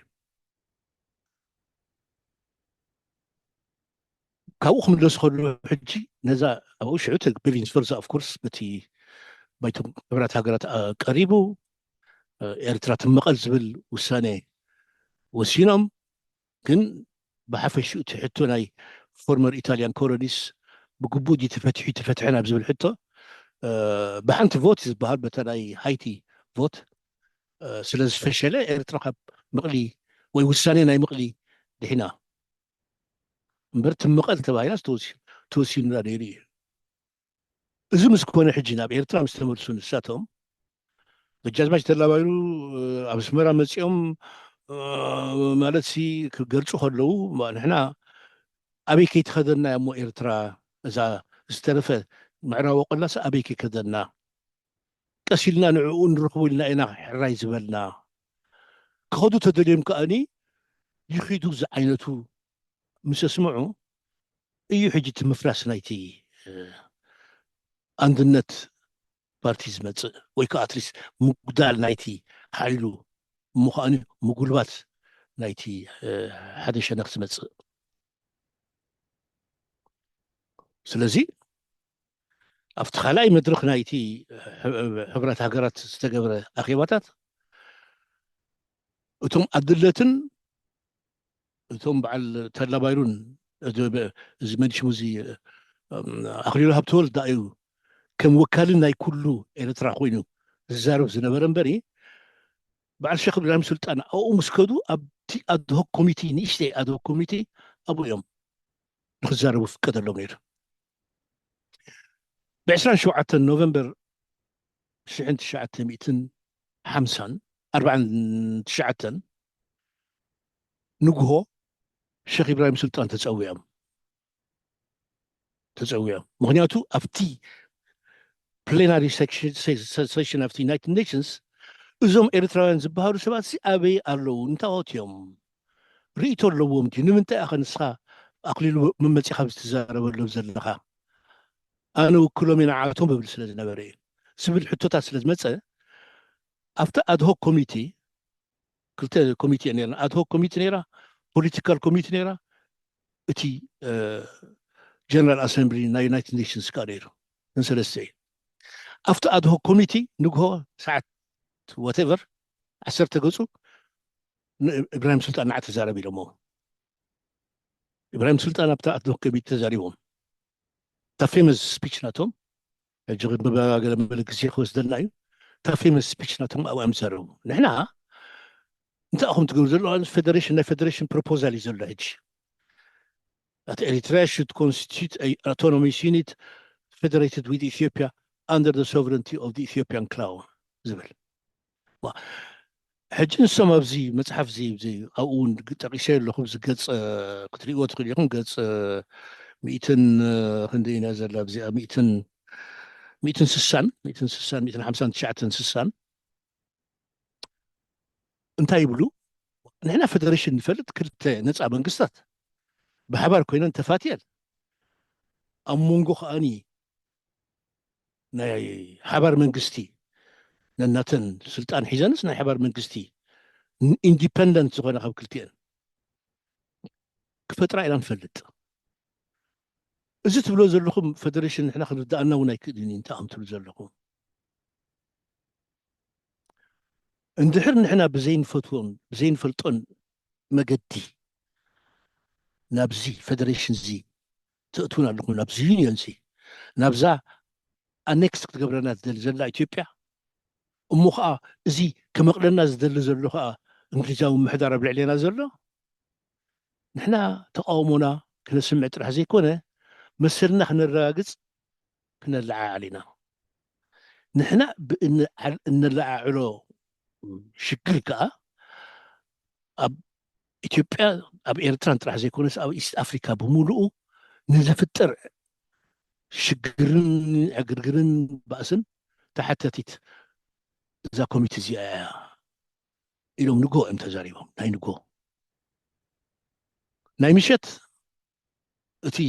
ኣድሆክ ኮሚቴ ኦል ዘ ሴም እታ ናይ ፌደሬሽን እታ ንፈልጣ ናይ ፌደሬሽን ተባሂላ ትፅዋዕ ንዓዓ ናብ ፕሌናሪ ሴሽን ኣሕሊፍዋ ድሕሪ ቁሩብ መዓልቲ እቲ ፕሌናሪ ሴሽን ተኣኪቡ ብዙሕ ክትዕ ነይሩ ንዓይ ኮነን ዝብሉ ነይሮም ግን ሽዑኡ ናይ ኮርያ ጉዳይ ስለ ዝነበረ ብንዑ ቀልጡፍ በጃኹም እዛ ናይ ኤርትራ ውድኡልና ኢሉ በዓልቲ ናይ ኣሜሪካ ፎረን ሚኒስተር ነበረ ዲን ኣቸሰን ይፀቅጥ ስለ ዝነበረ በቃ እምበኣረ በቃ ኢን ደ ኢንተረስት ኦፍ ናይ ዓለም ሰላም በቃ ንግዚኡ ወይ ከዓ ገለ ጌርና ንግበርና ኢሎም ቮት ዝገብሩ ሽዑ ቅድሚ ቮት ምግባሮም ኣክሊሉ ሃብተወልዲ መፅኡ ኣነ በቃ on behalf of my government in the spirit of compromise we respect the rights of Eritrea ገለ መሊሉ መብፃዕ ገይሩ ኩሉ ሰብ ኣጣቂዕሉ ገለ መለ ብኡ ምክንያት ኤርትራ ፌደሬትድ ኮይና ናብ ኢትዮጵያ ቃልሲ ህዝቢ ኤርትራ ነፅነት ኣብዛ ግዜ እዚኣ ጠጠው ኢላ ማለት ኣይኮነን ቃልሲ ህዝቢ ኤርትራ ነፅነት ሽዑ ይቅፅል ማለት እዩ መሊሱ ብዝዓየለ ደረጃ ፌደሬሽን መፅእ ከሎ ሕጂ ነቲ ተቃውሞ ፌደሬሽን እዮም ዝቃወሙ ዘለዉ ኣብቲ ግዜ ፌደሬሽን ብ1958 ሓረካ ክትምስረት ከላ እቲ ብሰላማዊ መገዲ ነቲ ፌደሬሽን እኳ ንምዕቃብ ዝገበሩ ቃልሲ ሰማዓይ ስለዝሰኣነ ስለ ዝኾነ ሕቶ ኤርትራ ሕቶ መግዛእቲ ሕቶ ኤርትራ ሕቶ በሰር ርእሰ ውሳኔ ሕቶ ኤርትራ ሕቶቲ ሸክ ኢብራሂም ስልጣን ወይ ኢንዲፔንደንስ ብሎክ ኣብቲ ዩናይትድ ኔሽንስ ዘልዓልዎ እሱ እዩ ፌደሬሽን ክፈርስ ከሎ ኢትወዝ ፍሉጥ ነገር እዩ ፌደሬሽን ክፈርስ ከም ዝኾነ ፌደሬሽን ፈረሰ ኣይፈረሰ ነቲ ቃልሲ ናይ ህዝቢ ኤርትራ ዘምፅኦ ለውጢ ነበረን ኢትወዝ ኦብቪየስ ኢንፋክት ፌደሬሽን ዝፈረሰ ብረታዊ ቃልሲ ምስ ጀመረ ስለ ዝኾነ እዛ ሕቶ እዚኣ ንብዙሕ ሰብ ተደናግር ዘላ ፈፂማ ክትስድሽበል ትትኮን ኣለዋ ክንስዕረላ ክንክእለላ በዚ ምክንያቱ ኩሉ ግዜ ዝኾነ ይኹን ሰብ ፌደሬሽን ስለዝፈረሰ እንዳሎም ኤርትራ ንክሰገይሮሞ ፌደሬሽን ተተመልሰትሲ ክሕጎሲ እዮም ወስቕ ክብሪኦም ዝብል ክሳዕ ሕጂ ዝዛረብላ ዘለው ሕቶ ስለ ዝኾነት ሓንቲ ካብተን ኣትሪረ ክዛረበላ ዝቆነኹ ንሳ ስለዚ ከም ዝበልኩኹም ትኹብትኹም እንዳበልኩ ካብትን ካብ ዝተመክሮ ዝቐነኽዎ ንምዝራብ ኢለ ነዚአን ሓሲበየን ኣብኡ ከለኹ ከም ዝብለኩም ናይ መዛኑ ስለ ዝኾነ ከም ዝለየ ነፃ እየ ዝዛረብ ዘለኹ ኣብዚኣ መስለን ጠጠው ከብል እሞ ካብኡ ኮመንትስ ገለ ተልዩ ዕላል ተልዩ ንዕልል ማለት እዩ ይቐኒለይ ክብረት ሃብኩም ኦኬ ታንክ ዩ ሶ ማች ይቐኒልና ኦኬ ሕጂ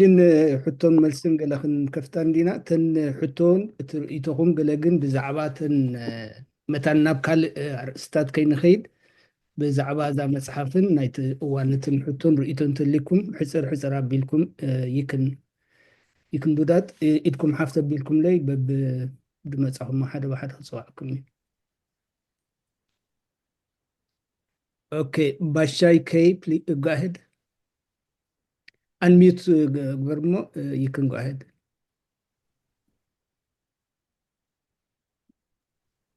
okay go ahead we can hear you now Okay, thank you very much. ገዛ ይቀኒየልና ልዕሊ ኩሉ ብዝበለፀ ድማኒ ንጋሻና መምህር ምሁር ናይ ታሪክ ኣገዳሲ ዝኾነ ሳብጀክት ኣደ ኩሉ ዓውዲ ፍልጠት ተመክሮኻን ወይ ከዓ ተሕካድ መጻኻ ኣርእስቲ ከተካፍለና ብምውፋይካ የመስግን ማለት እዩ ይቀኒየልና ናብ ሕቶይ ክመፅእ ኣብ ኣዘራርባኻ ካብ ዝበልካዮ መንበብቲ ኮናን ንሕና እዚ ኩሉ ምሁር እንዳሃለወና ከሎ ዝብል መልእኽቲ መሓላሊፍካ ነርካ እሞ ነዚ ሸውሃት ናይ ምንባብ ልክዕዩ መዓት ምሁራት ኣለውና ነዚ ሸውሃት ናይ ምንባብ እዚ ኩሉ ምሁር እንዳሃለወ ዝዓፀወ ምክንያት እንታይ ይመስለካ ካልኣይ እቲ ካብ ኣንበብቲ ዝዓበየ ክሪቲክ ኣቐሚጥካ ሓደ ሓደ ነገራት ግን ንዓኻ እቲ ዝዓበየ ክሪቲክ ዝቐረበካ እንታይ እዩ ከመይ ጌርካ ትቕበሎ እንታይ መልሲ ክትህበሉ እቲ ዝዓበየ ክትብሎ ትኽእል ማለት ሳልሳይ ናይ ሶራ ክትፅሕፍ እንተኾንካ እቲ ማቴርያል ክህሉ ኣለዎ ኢልካ እንታይ ዝኣመሰሉ ማቴርያላት እዮም በኺሮም ዘለዉ ከመይ ዝኣመሰሉ እዮም በኺሮም ስለምንታይ ከበኺሮም ኣለዉ እቶም ማቴርያል እዚኣቶም ምክንያቱ ናይ ሶራና ታሪክ ከም ክእለት ናትካ ዝኣመሰለ ሰብ ዝሓዘ ክፅሕፈልና ንደሊ ኢና ምክንያቱ ክንመሃር ምእንቲ ራብዓይ ሕቶ ሓድነት ድሕሪ ነፃነት ቅድሚ ነፃነትን ኣብ ዝብል ጉዳያት ናይ ሓድነት መምዘኒ ቀንዲ ረቑሕ ነጥቢ መዐቀኒኻ እንታይ እዩ ይኣኽለኒ ይቐኒየለይ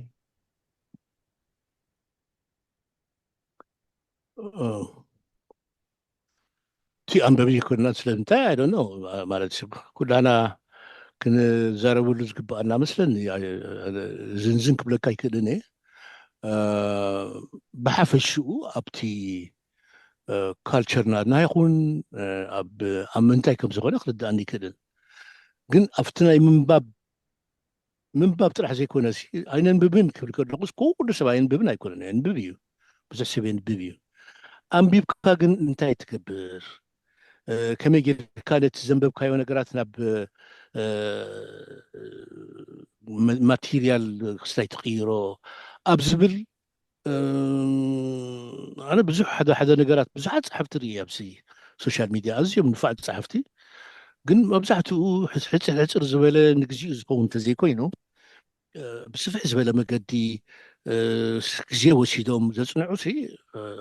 ብዙሓት ኣይፍረናን ሕጂ እቲ ናይ ምንባብ ዘይምንባብን ምናልባት እቲ ዝቐርብ ማቴርያል እውን ዘይስሕብ ክኸውን ይኽእል raise my hand try to pick this up higher ገብረ እንታይ ትብለላ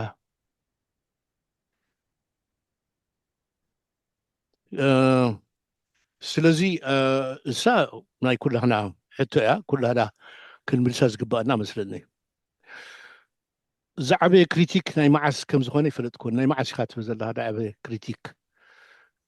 ናይ ሕጂ ማለት እዩ ናይ ቀደም ማለት እዩ ኣይተረድአንን ካብዞም ፀሓፍካዮም መፅሓፍቲ ዝዓበየ ማለት ንክሪቲሲዝም ሰልፍ ክሪቲሲዝም ተቐባሊ ከም ምዃንካ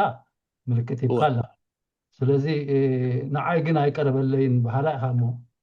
እንተቐሪቡ ኮይኑ ኸ ኣየና እዩ እቲ ዝዓበየ እሞ ንስኻ ከዓኒ ከመይ ትቕበሎ እንታይ መልሲ ክትህበሉ ስለምንታይ ምናልባት ኣብዛ ናይ ሕጂ እንድሕር ኮንካ ትዛረብ ዘለካ እታ ዓባይ ክሪቲሲዝም ዝመፀት ናይ ወልደየሱስ ዓማር እያ ኣብዛ ናይ ክሪቲክ ኣብዛ ናይ ኤፒሎግ ትብል ኣብዓ ዝፀሓፈ እያ ነቲ እቲ ክሪቲሲዝም እቲ ፅቡቕ እዩ ማለት እሲ ምናልባት ኣነ እውን ቀሲለስከ ከመይ እንታይ ኢለ ስለ ዘለኹ እየ ከም ብሓድሽ ክሪኣ ነታ ፅሕፍቲ ነቲ ብኡ ዘሎ ክሪቲሲዝም ግን ብምሉኡ ነቲ ናተይ ኣቲቱድ ተወርድስ ناي تقدر حرنة إرترا تاريخا زوكل أيكونن أنا تقدر حرنة إرترا تاريخ تقدر حرنة إرترا بجبو objectively كجلس على وزبل قانون الرئال من على تسات بتعدل بكان اللغة نبي ريفر كجبرك ناب حجي تر استخين وس تسفى برجن نبتا إرترا كفدريشن ناب قبط أنصوران في المصحفي 1956 to 1962 نبقى ريفر باك جبرك حجي أو أبزي تصحيف زلو تكريتيك ناتيو كنا أنا تي بدحلي إزمات كومنت رئي له زي حجي تحقق زقربو أبز قص 465 حمشتن chapter 21 إذا مصحفي زي أبس مرة أب حتى متحدرس تحت مصحفيا أبا حجي تحقق زقربو ناي تاريخ بدهو زبل هذا السكشن ملو هذا 3/4 قص صحيفة له أبو حج أنت يا زبل تقدر حرنة إرترا مستي زقوانفا استفعل عليه تساقمات تاريخها عندها ترسع يخيد قالوا بزبل بزحات سوات بزع تاريخ تقدر حرنة إرترا تاريخ زحفوا كم بعال ديفيد بول برخة آب بعال دكتور قايم كبر آب روت إيوب الأمين محمد سعيد إذن كم جيل المسلو بزحات صحافتي زصحفوه صحف صحيفة تقالوا حنة إطراف فيرلي تريتد أي تخونن الله إلى تصحف كوبز الله حجي كم مدة نايتا خستيتها نايتا صحفتي أنتايلة نتقالوا حنة إطراف زفرد صحفات كجمجم كلوسي أناتي مدمدمت أنت أزبل أبقص 407 مالتي نزي استزرزر زمسل أبز جبت مرتوع زي كونس أبتنتانن قمتاتن استمركوسات الرخان مدمدمتان إيون تاريخ تغير حالة إرترا أزيو استحلالخ زقبرو نحاد ميزان زحلو زانتا خزنتو زبق استمرامري خاء أتقامي نحنساب دما أقباطي وي أبساج أوي frustrating فتنئيون أب تاريخ قرص حزب إرترا نناصرነት أقليلካ ዘይግመት ምዕራፍ ዝሓዘን ዛጊት ዝኽሩን ሰዓብነቱን ዘየጥፍአን ውድብ ስለ ዝኾነ ነቲ ቃልሲ ንቅድሚት ዝደፍኦ ብልጫታቱ ይኹን ንድሕሪት ዝመለሰ ድኽመታቱ ተነፂሉ ክቐርብ ንጥቕሚ ታሪክ ህዝቢ ኤርትራን መጻኢ ወለዳትን እዩ ታሪክ ኣብ ውሽጢ ሓደ ብግዜ ቦታን ደረጃ ንቕሓት ህዝብን ዝተፀልወ ወይ ዝተወሰነ ሃዋህው እዩ ዝፍፀም እዚ ኣብ ግምት ተኣትዩ እዩ ታሪክ ተጋድሎ ሓርነት ኤርትራ ክትራኽ ክንገር ዘለዎ እዚ ተቋሚ ርእይቶ እዩ ምናልባት ኣብዛ ኤፒሎግ ተዛዕበየ ነቐፌታኻ እንታይ ኢልካ ንሳያታ ዝዓበየ ዝፈልጣ ኣነ ኣብዚ ኤፒሎግ ተፃሒፉ ዘሎ ትበሃላ ምናልባት ኤፒሎግ ሕጂ ባይ ዘ ወይ እዛ መፅሓፍ ካብዚ ዘላቶ ተዓበየት እያ ነይራ ኣብቲ ኢንትሮዳክሽን ኣዝዩ ብዙሕ ፋክትስ ብኤዲተርስ ብገለ ዝተረፈ ኣሎ ኣዝዩ ብዙሕ ሕጂ ተጨፍሊኣታ ኢንትሮዳክሽን በዛ ዝረኣሁማ ቁሩብ ፔጅስ ኮይና ኣብቲ ድሕሪት ከዓኒ ሓደ 60 ገፅ ዝኸውን እያ ነይራ እታ ናይ ድሕሪት ክስታይ ንሳ ተጨፍሊኣ እዘን 5 ኤፒሎግ ኮይነን ሓደ ካብቶም ነዚ ዝቆራርፅለይ ከዓኒ ገብረ ሂወት ባዕሉ እዩ ኣይሰምዓንን ዘሎ መስለኒ ገብረ ሂወት እዩ ካብቶም ፓብሊሸርስ ንርእሶም እውን ቁረፆ እዚ ምክንያቱ ይከውኒ 100 ገፅ ትኸውን ዝተቆርፀ ኣሎ ስለዚ ሰማዓካ ኣለኹ ሕራይ እቲ ቀንዲ ርእይቶ ናተይ ብትግርኛ እኳ ደኣ ኣብ ኣስመራ ተፃሕፈ እሞ ከዓ ብኣሕተምቲ ሕድሪ ዝወፀ ርእይቶይ ብዛዕባ ተጋድሎ ሕርነት ኤርትራ እሱ እዩ ኣብዛ ኤፒሎጉን ከም ኣኽብል የፈቲነ ነይረ ግን ምናልባት ኣብቲ ባህላ ኣይበርሀን ይኸውን ማዕለሽ ካልእ ግዜ ቀሲለ እርሞ ግን እታ ንቐፌታ መምፅኣ ግን ኣነ ይፀላእኩን ሓቂ ዘረባ ምክንያቱ ፅቡቕ ነገራት ጥራሕ ፅቡቕ ኣለካ ጥራሕ ዘይኮነሲ ጉድለትካ ክነግረካ ሰብ ብኣሉታ ዘይኮነ ብኣዎንታ እየ ዝቕበሎ ንሳዕታ ካልእ እንታይ በኺሮም ዘለው ማቴርያል ዝበልካኒ ምናልባት ናይ ብቋንቋ ዓረብ ተፃሓፉ ኣብ ሱዳን ዝርከቡ ኣብ ሱዳን ኣብ ግብፂ ኣብ ወልዲ ኣብ ዝፀሓፍዎ ዝዛረብዎ ዝነበሩ ፅሑፋት ንሱ ክንረኽቦ ይከኣልናን ብዛዕባ ናይ ቀደም ታሪክ እንድሕር ኮንካ ከዓኒ ኣብ ጀርመን ኣብ ኣተ ጥልያን ዘሎ ማቴርያል ሕጂ እኳ መልፅእ ኣሎ እምበሪ ንሱ ኣቬይላብል ኣይነበረን ስለዚ ንዓይ ኣብ ኣስመራ ኮይኑ ክፅሕፍ ከሎ ከኣነ ነዚ ከምዚ መሰለ ነገራት ክገብር ፋንድ ረኪበ ኤውሮጳ ከይደ ገለቢለ ክገብር ዓቕሚ ስለ ዘይነበረ ገለገለ ኣገደስቲ ነገራት ክትርፍ ክእል እዩ በዚአን ጠቕላላ መስለንተን ሕቶታት ሕቶ ሓርነት ንዓኻ እንታይ እዩ ተልካኒ ንዓኻ ንዓይን ሕቶ ሓርነት ንዝኾነ ይኹን ሕቶ ሓርነት ኣብ ዓለም ዘሎ ሰብ ዝፈልጦ ስለ ዝኾነ ወኣቲ ሕጂ ካብቲ ርእስቲ ውቅር ተውፃእና መስለን I think that's ባዕልኻ ኣልዕልካ እኮ ሕዶ ሓድነት ቅድሚ ነፃነትን ድሕሪ ነፃነትን ዝብል ኢኻ ባዕልካ ምፅኻ ካብታ ናትካ የምፅያ እሞ ኣይበልኩን I think ፅቡቅ ተመልሲ እሞ ክንቅፅል ግዜ ንካልኦት ድማ ኣነ ዝበልኩ እንታይ እዩ ነፃነትን ድሕሪ ነፃነትን ኣይበልኩን ኣብቲ ቅድሚ ፌደሬሽንን ድሕሪ ፌደሬሽንን ዝነበረ እየ ዝብል ዘለኹ ድሕሪ ነፃነት ካልእ ኣርእስቲ እዩ ካልእ መዓልቲ ካልእ ኣርእስቲ ጌርካ ሳብካ ካብታ ኣርእስትና ትመፅእ እንድያ ዘላ ሕጂ ክንቐፅል ኦኬ ገብረ ፕሊስ ጎ ኣሄድ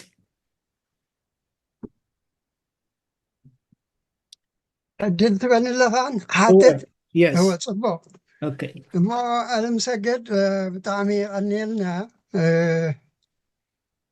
ከምቲ ዝበልካዮ እቲ ብካልኦት ዝተፅሓፈ ካልእ መፅሓፍቲ ከም ዘሎ ጠቂስካ ነርካ ግን እዛ ናትካ መፅሓፍቲ ብፍላይተን ስልስቱ ብትግርኛ እዛ ናይ ሕጂ ብእንግሊዝኛ እውን ብጣዕሚ ዩኒክ ዝገብሮሲ እቲ ቀዳማዊ ምንጭታት ምጥቃምካ እዩ እሞ እቲ ናይ ትግርኛ እውን ኣንቢበየ እዚ ናይ እንግሊዝኛ እውን ኣንቢበየ ንዘንበበው ሰብ ኣብ መወዳእታ ዝመፃልካ ሓሳብ እንታይ እዩ ወል እቲ ካብ 1941 ክሳብ 1962 ብፅቡቅ ካቨር ተገይሩ ኣሎ ብከምዚ መልክዕ ከዓ እቲ ካብኡ ንድሓር ካብ 1962 ብከምኡ እንተዝፅሓፍ ዝብል እዩ ሓሳብካ ዝመፃልካ እሞ ከምኡ ንምግባር ሓሳብ ኣለካ ዶ ቀዲምካ እውን ጠቂስካዮ ነርካ ከም ዝመስለኒ ግንሲ እቲ ዘሎ ሓለፋታትን ከምኡ ንምግባር ዘሎ ሓለፋታትን ብድሆታትን ከንታይ ይመስል ዝብል ሕቶ እዩ ዘለኒ ድሕሪ 62 ማለት ካ እወ ድሕሪ 62 ንምፅሓፍ መቸም ማለት ኣነ ዳኣም ዘለኹ ፍለሲ ኣብ ኣጀማምራ እኮ ኣጀማምራ ናይቲ ኣነ ዝሰርሖ ዘለኹ ኣብቲ ፕሮጀክት ዘለኽዎ ካብ መጀመርቱ እኮ ናይ ህዝባዊ ሰራዊት መፅሓፍ ንምፅሓፍ እዩ ነይሩ ወላታ ፕሮጀክቱን ፕሮጀክት ታሪክ ህዝባዊ ሰራዊት እያ ትብል ነይራ ግን ብዙሕ ግዜ ከም ዝገልፆ ኣብ ዝተፈላለየ ቦታታት ወላ ኣብ ዝኾነ ልክዕ ኣብቲ ነቲ መፅናዕቲ ክንጅምር ከለና እቲ ኩናት ናይ 98 ስለ ዝተላዕለ ናይ 98 ስለ ዝተላዕለ ክንቅፅል ኣይከኣልና ፍለሲ ሓደ እቲ ኩናት ባዕሉ ኦኪፓይ ገይሮ ነቲ ሰራዊት ስለዚ ብዛዕባ ህዝባዊ ሰራዊት ታሪክ ክትፅሕፍ ተኮንካሲ እቶም ሰራዊት ክህልው ይኽእሉ ኣለዎም ብፍላይ ከዓ እቶም ላዕለዎቶም ገዳይም ተጋደልቲ ነዊሕ ግዜ ኡ ዝነበሩ ነቲ ታሪክ ዝፈልጡ ኣብ ልዕሊኡ ግን ኣነ ኩሉ ሻዕ ከም ዝብሎ ማለት ኣብ ሰራዊት ጥራሕ ነቲ ውግእ ጥራሕ ክትፅሕፍ ቁርብ ኣፀጋሚ ኮይኑና ምክንያቱ ምስቲ ፖለቲካዊ መዳያት ምስቲ ማሕበራዊ መዳያት ምስቲ ቁጠባዊ መዳያት ምስኡ ኣተሓሒዝካ ክርአ እንድሕር ዘይክኢሉ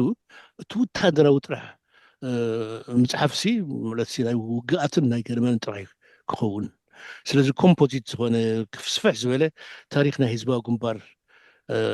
كخون اللي ونسلازي كاله درجة بكل كن بفلاي تنا كوناتات دخلت عمت 3 عمت تطقم بس لزخونه سو إلى بقى زي خبزة طفء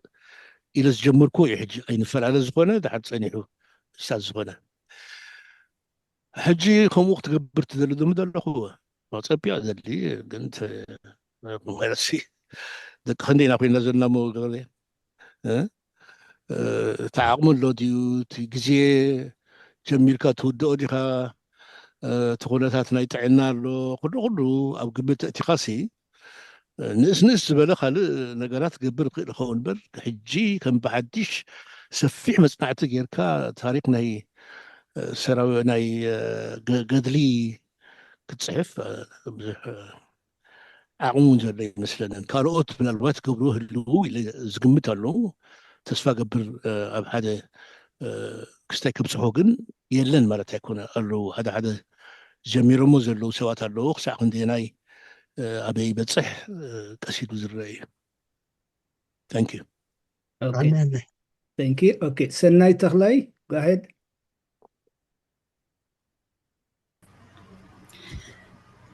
መጀመርያ ንመን ኢኻ መስግን ዶክተር ቶማስ ነዚ ስለ ዘዳለኻ ካልኣይ ነገር ከዓ ነቲ ኣዝየ ዘኽብሮ ብሻሎ ኩሉ ነገር ይንዓና ብድፍኑ ማለት እዩ ዓለም ሰገድ ተስፋይ ንዓይን ነቶም ምሳይ ዝነበሩን ማለት እዩ ብጣዕሚ እየ ደመስግኖ እቲ ሰዲዱስ ኣብዚ ክሳተፍ ዝገበረኒ ብጣዕሚ እየ ደመስግን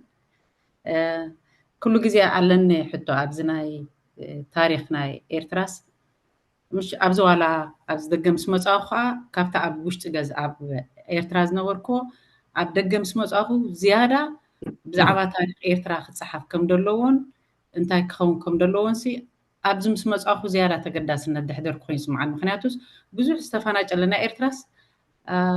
قالي أب ناي تمرتا بزعبة هذا بروجكت ناي دكنستيو صحيفاني را ذكرني شو عم صحفتو أب تبي تمرتزي دراما دي ولا قلم سبولوا انه حقኛ ታሪክ ናይ ደቂ ኣንስትዮ ኤርትራ እዩ ተለለኺ በአካል አላ ኣደይ ኣነ ካብ ዓባይታተን ካብ ኩሉ ሰርች ገረን ብዛኽወ ኢላታ ዳሕራይ እሞ ድሓን ኣብ ጎግል ክሪኤ ታው ሽዑ ኖ ናይትድ ከሚ ምክንያቱ ኣብ ጎግል ንሕራእቲ ኩሉ ፈቲነ ኩሉ ኔጌቲቭ ተደ ኮይኑ ጽቡቕ የለን ብዛዕባ ኤርትራ ኣነ ግን ሕጂ የምጽ ካብ ኤርትራ ገሌላ ታቲዓ ተቆልዓ ሕጂ እንታይ ማለት እቲ ታሪክና ናስ ኣብ ደገ ያሃሉ ኣብ ውሽጢ ያሃሉ ሁሉ ማለት እዩ እቲ ታሪክ ክጽሕፍ ድኽእል ሰብሲ ዓዓቕሙ እንተ ዝገብር እሞ ኣነ ገለ ነገር ከዓ ተዝፍጠር ከምዚታት ጌርካስ ብፍላይ ነዚ ወለዶ ንእሽተይ ወለዶ ኣብ ደገ ደሎ ዝያዳ ኣብቲ ኣብ ውሽጢ ደሎ እኮ ወላ በኣካል እንዳርኣየ ድዩ ካልእ ስረፍ ከይዲ ኸይዱ ብዓሳዋ ኸይድ ገለ ብዙሕ ነገር ክሳተፍ ስለ ዝኽእል ኣብኡስ ጥቕሚ ኣለዎ ኢለ ሓስብ ኣብዚ ደገ ግን እዚ መንእሰይ ብጣዕሚ የድልየሎ ብየናይ ኮሚኒቲታት ጌርካ ከምዚ ዓይነት ታሪክ ድዩ ወይ ከዓ ብዛዕባኡ ከተፍልጦሲ ኣገዳሲ እዩ እጃ ኣነ ኩሉ ግዜ ዶኔት ዝግበር ነይሩ ዕድመ ምናልባት ኣነ ሙሉእ ዕድመይን ዓለም ሰገድን ከምኦም ዳኣመሰሉ ነቲ ሃገርን ካልእን ጥቕሚ ምሃብ ኣይከኣልን ስለ ዝኾነ ስኢለ ዛረብ ኣለኹ ሕጅስ ኣብ ኤርትራስ ኣብ ኣሌኽ ሓቶሲ ኣለዉ ድዮም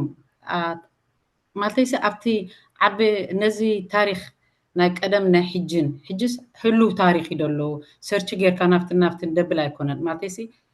አትሊስትስ እዚ ሕጅ ደሎ ነዚ ሕጅ ደሎ cleaning the washer you should ነዚ ናይ ሕጅ ደሎ ናይ ካብነት ነዚ ሕጅ ደሎ ዘጋጠመ ኩነታት ንኣብነት ካብ 98 ካብ ዘለና ደሎ ክጽሕፉሲ ገለ ውድኡ ዝኾነ ወረቃቅቲ ክገብሩ ዝኽእሉ መንእሰያት ድዮም ወላ ገለስ ዘፍረኹሞም ዘዳለኹሞስ ኣለው ድዩ ትሰብስ እንዳጠፈአ ይድኸይድ ደሎ ሕጂ ግን ንሶም ግን ህልዋት እዮም ዞም ንኣይቹ ኣብዚ ሕጂ ብፍላይ ታሪኻት ኣብዚ ናይ ሕጂ ደሎ ድሕሪ ናፅነት ደሎ ብዙሕ ነገር ዘጋጠመ ድዩ ገለ ሕጂስ እንታይ ይግበር ንኣይሹ መንእሰያት ተኪእኹም ኣለኹም ዲኹም ዝፅሕፉልና ከምኡ ኢልና ከዓ መሊስና ከዓስ ክሳይ ኮይኑ ከይተርፍ እሞ ኣለ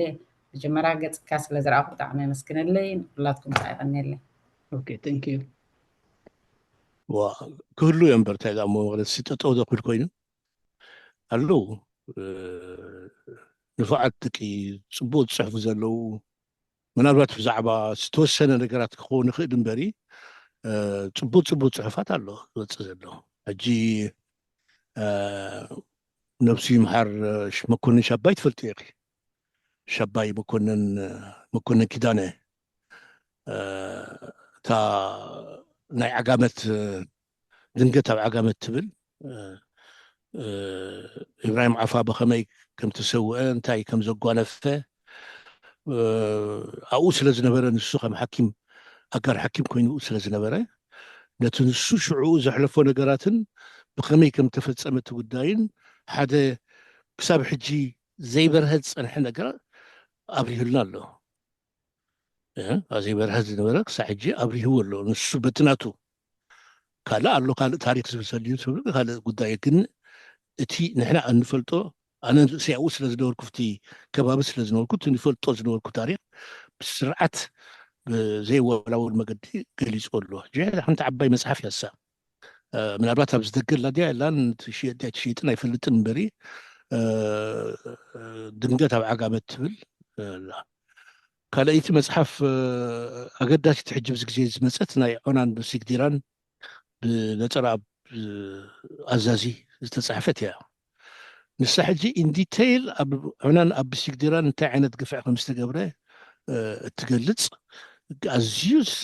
ደቂቕ ዝኾነ መፅናዕቲ ዝተሰነየት እያ ካልእ ከኣነ ናይ ሰሊና 77 ኣላ ናይ ግርማ ዓለም ትክእየ ካልኦትን ክህሉ ክእሉ ግን ናይ ግርማ ዓለም ሰሊና እታ ሰሊና ተባሂላ ትፅዋዕ እስከመይ ከም ዝነበረት ብደቂቕ ካብቲኣ ናብቲኣ ክስቶን መን ነይሩ መን ኣብዚኣ ትሰውኢ መን ኣብዚኣ ከምዚኣ ኮይኑ እትገልፅ ኣዝዩ ካፕቲቬቲንግ ዝኾነት መፅሓፍ ኣላ ሕጂ ከምኡ ዝመሰለ ነገራት ኣሎ እዩ በቲ ሓፈሻዊ መገዲ እንድሕር ኮይን ክትሪኦ ዘለካ ኣለዉ ኣብኡ ጥራሕ ዘይኮኑስ ኣብ ዝብል ኣለዉ እኮ ሂስቶሪያንስ ዝፅሕፉ ዘለዉ ስለዚ ማለት እሺ ክቅፅል ምዃኑ ርግፀኛ እየ ግን ክሳብ ክንደየናይ ዓሚቕ ይኸውን ክሳብ ክንደየናይ ከም ዝብለክ ዘለኹ ክሳብ ክንደየናይ ከኣን ሳፖርት ዝኸውን ሳፖርት የድልዮ እዩ ሳፖርት ባዕሉ እቲ ዜጋ ባዕሉ እቲ ዜጋ ባዕሉ እቲ ሃገር ባዕሉ እቲ ሰብ እንድሕር ዘይተባቢዕዎ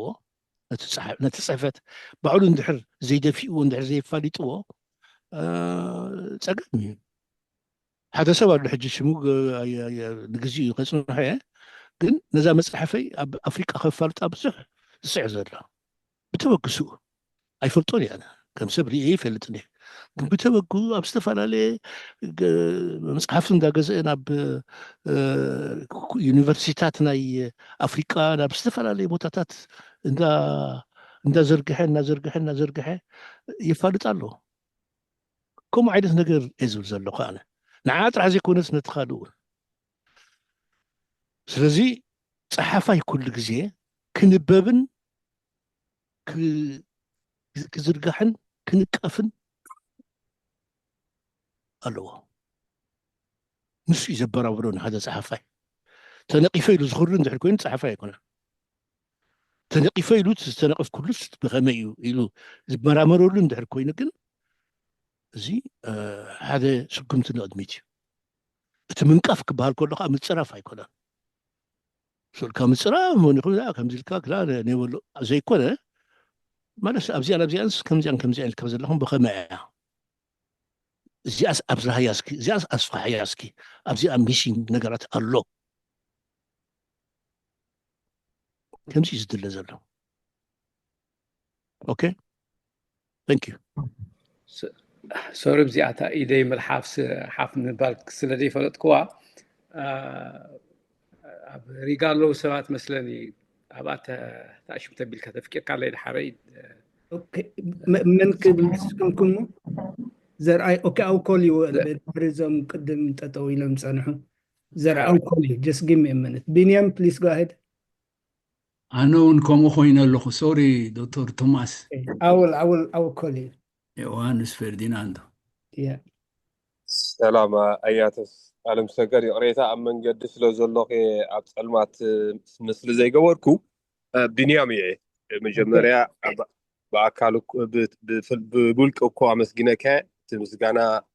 جنا يزنب سلزلو مسجنا أطرح إلى خدم دموع كشجرني بفقر يزفكر كات صحف كمصحف نحكي اللغة زب المصحفي أجيب زعبو بزح كتنتن ولا تزيكالكو تمصحفي بفقر يزنب بعد الله جنا يود أخوان أخوابي سلسبي تجت كيد الله ينبغالو خنتا خبلك حتى الدليل كتا حتى عصب كبلا ابتي جنا بصحيه زلخو سي بعلتهم قسقاساويان ليبرال وين توم بروغريسيف ليبرال بارتين توم اسلاميك ليج وين كاتهم اسلاماويان حيلتاتن تخونتات ناي عندنت مسرعيو حنسا خوينوم سينابتي نايت نيشن خودو خلوون بحنسا اينبورون ግን አመወዳእተ ኢብራሂም ስልጣንን ገለመልታት ተራኺቦም ተመወዳእታት ዝገበርዎን ጽቡቕ ናይ ዕርቂ መንፈስ ርየ ናይ ሓድነት መንፈስ ናይ ሪኮንሲሌሽን ናይ ሂሊን መንፈስ ኣብኡ ክነብብ ፈቲነ እሱ እቲ ንዓይ ሞር ዘገድሰኒ እዚ ዓይነት ተመክሮስ ነዚ ዘሎን ነቲ ናይ ፅባሕን ምናልባት ዲቴይል ከኣተና ከመይ ጌርና ክንዕቅቦን እሞ ከዓ ኣብ ግብሪ ክንትግብሮ ንኽእል ኢልካ ትእምተልና ያሬታ ሳያመ ሕቶይ ነራ ግን ምስጋናይን ፍቅረይን ኣቦቱ Thank you. ነቲ ኣብነቶም ተኸቲልካሲ ምቕፃሊ እምበር ከመይ ሞ ማለት ንሳቶም ፍልሊ ኣይነበሮምን ማለት ኣይኮነን ፍልሊ ነይሮም እቲ ፍልሊ ሕጂ ኣብ ተመክሮ ኣብ ምፍርራሕ ኣብ ባክግራውንድ ኣብ እምነታት ተመርኩሰ እዩ ነይሩ ኣብ ወልዲ ኣብ እንታይ ብል ነይሮም ኩሉ ሻዕቶም ንምንታይ ኢኹም ትፈላለዩ ነይርኩም እቶም አንድነት ከዓ ሓንቲ ኮይኖም ክመፅኹም ከለዉ ስለምንታይ ኢኹም ንስኻትኩም ትፈላለዩ ነይርኩም ኢሎም ሓቲቶሞም ልቦወልዲ ኣብ ሕጂ እንታይ ኢሎም እቶም መላእኽቲ ኣብ መገዲ መንግስተ ሰማይ በዚኣ ተሓይሽ ክበሃሉ ይፈላለዩ እዮም እቶም ሸይጣውንቲ ግን ኣብቲ ናይ እከይ ተግባራት ይሰምሩ እዮም ኢሎም ተዛሪቦም ነይሮም ኣብ ወልዲ ኣብ እዚ ብዛዕባ እንታይ እዮም ዛሪቦም ነይሮም ሕጂ ብዛዕባ ምርጫ ናብ ባይቶ ምርጫ ምስ ተገብረሲ ንሶምን ፊደራል መሐመድ ኣበራን ናብዞም እንዳበራ ክልቲኦም ኣባላት ናይቲ ኢንዲፔንደንስ ብሎክ ከለዉ ክልቲኦም ኣብቲ ምርጫ ኣትዮም እቶም አንድነት ከዓ ሓደ ሰብ ጥራሕ ተስፋንኪኤል ወርቀ ዝበሃሉ ንዕኦም ጥራሕ ኣቕሪቦም ሕጂ ተስፋንኪኤል ወርቀ ስዒሩ ምክንያቱ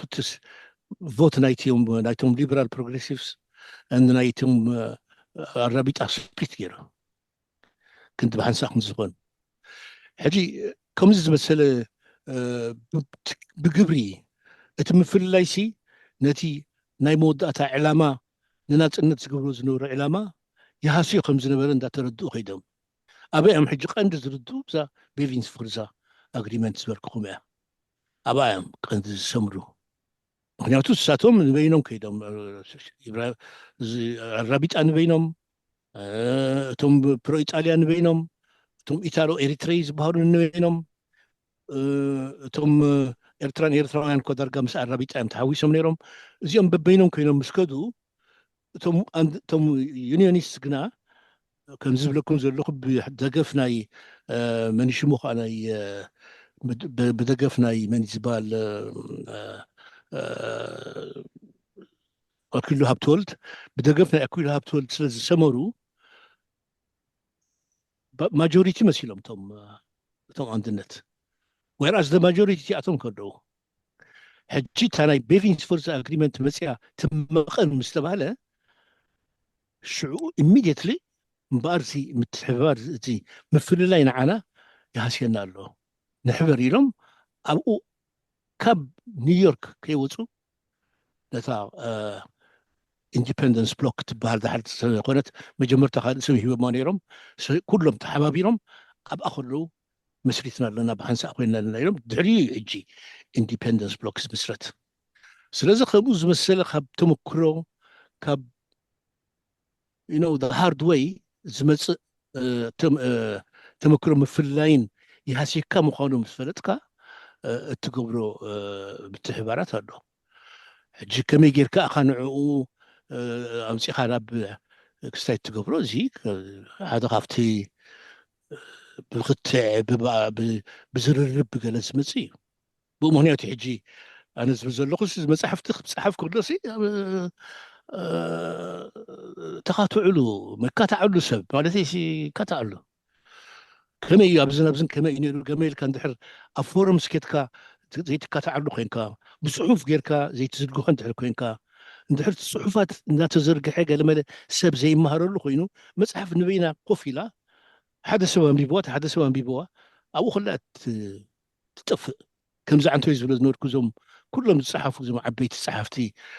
ናይ ብሓቂ ነቲ ቃልሲ ናይ ሰውራ ኤርትራ መልክዕን ክስታይን ዝብዎ ዝነበሩ ሰባት እዚ ኩሉ መፅሓፍቲ ዘበየላ የለን እኮ ናይቶም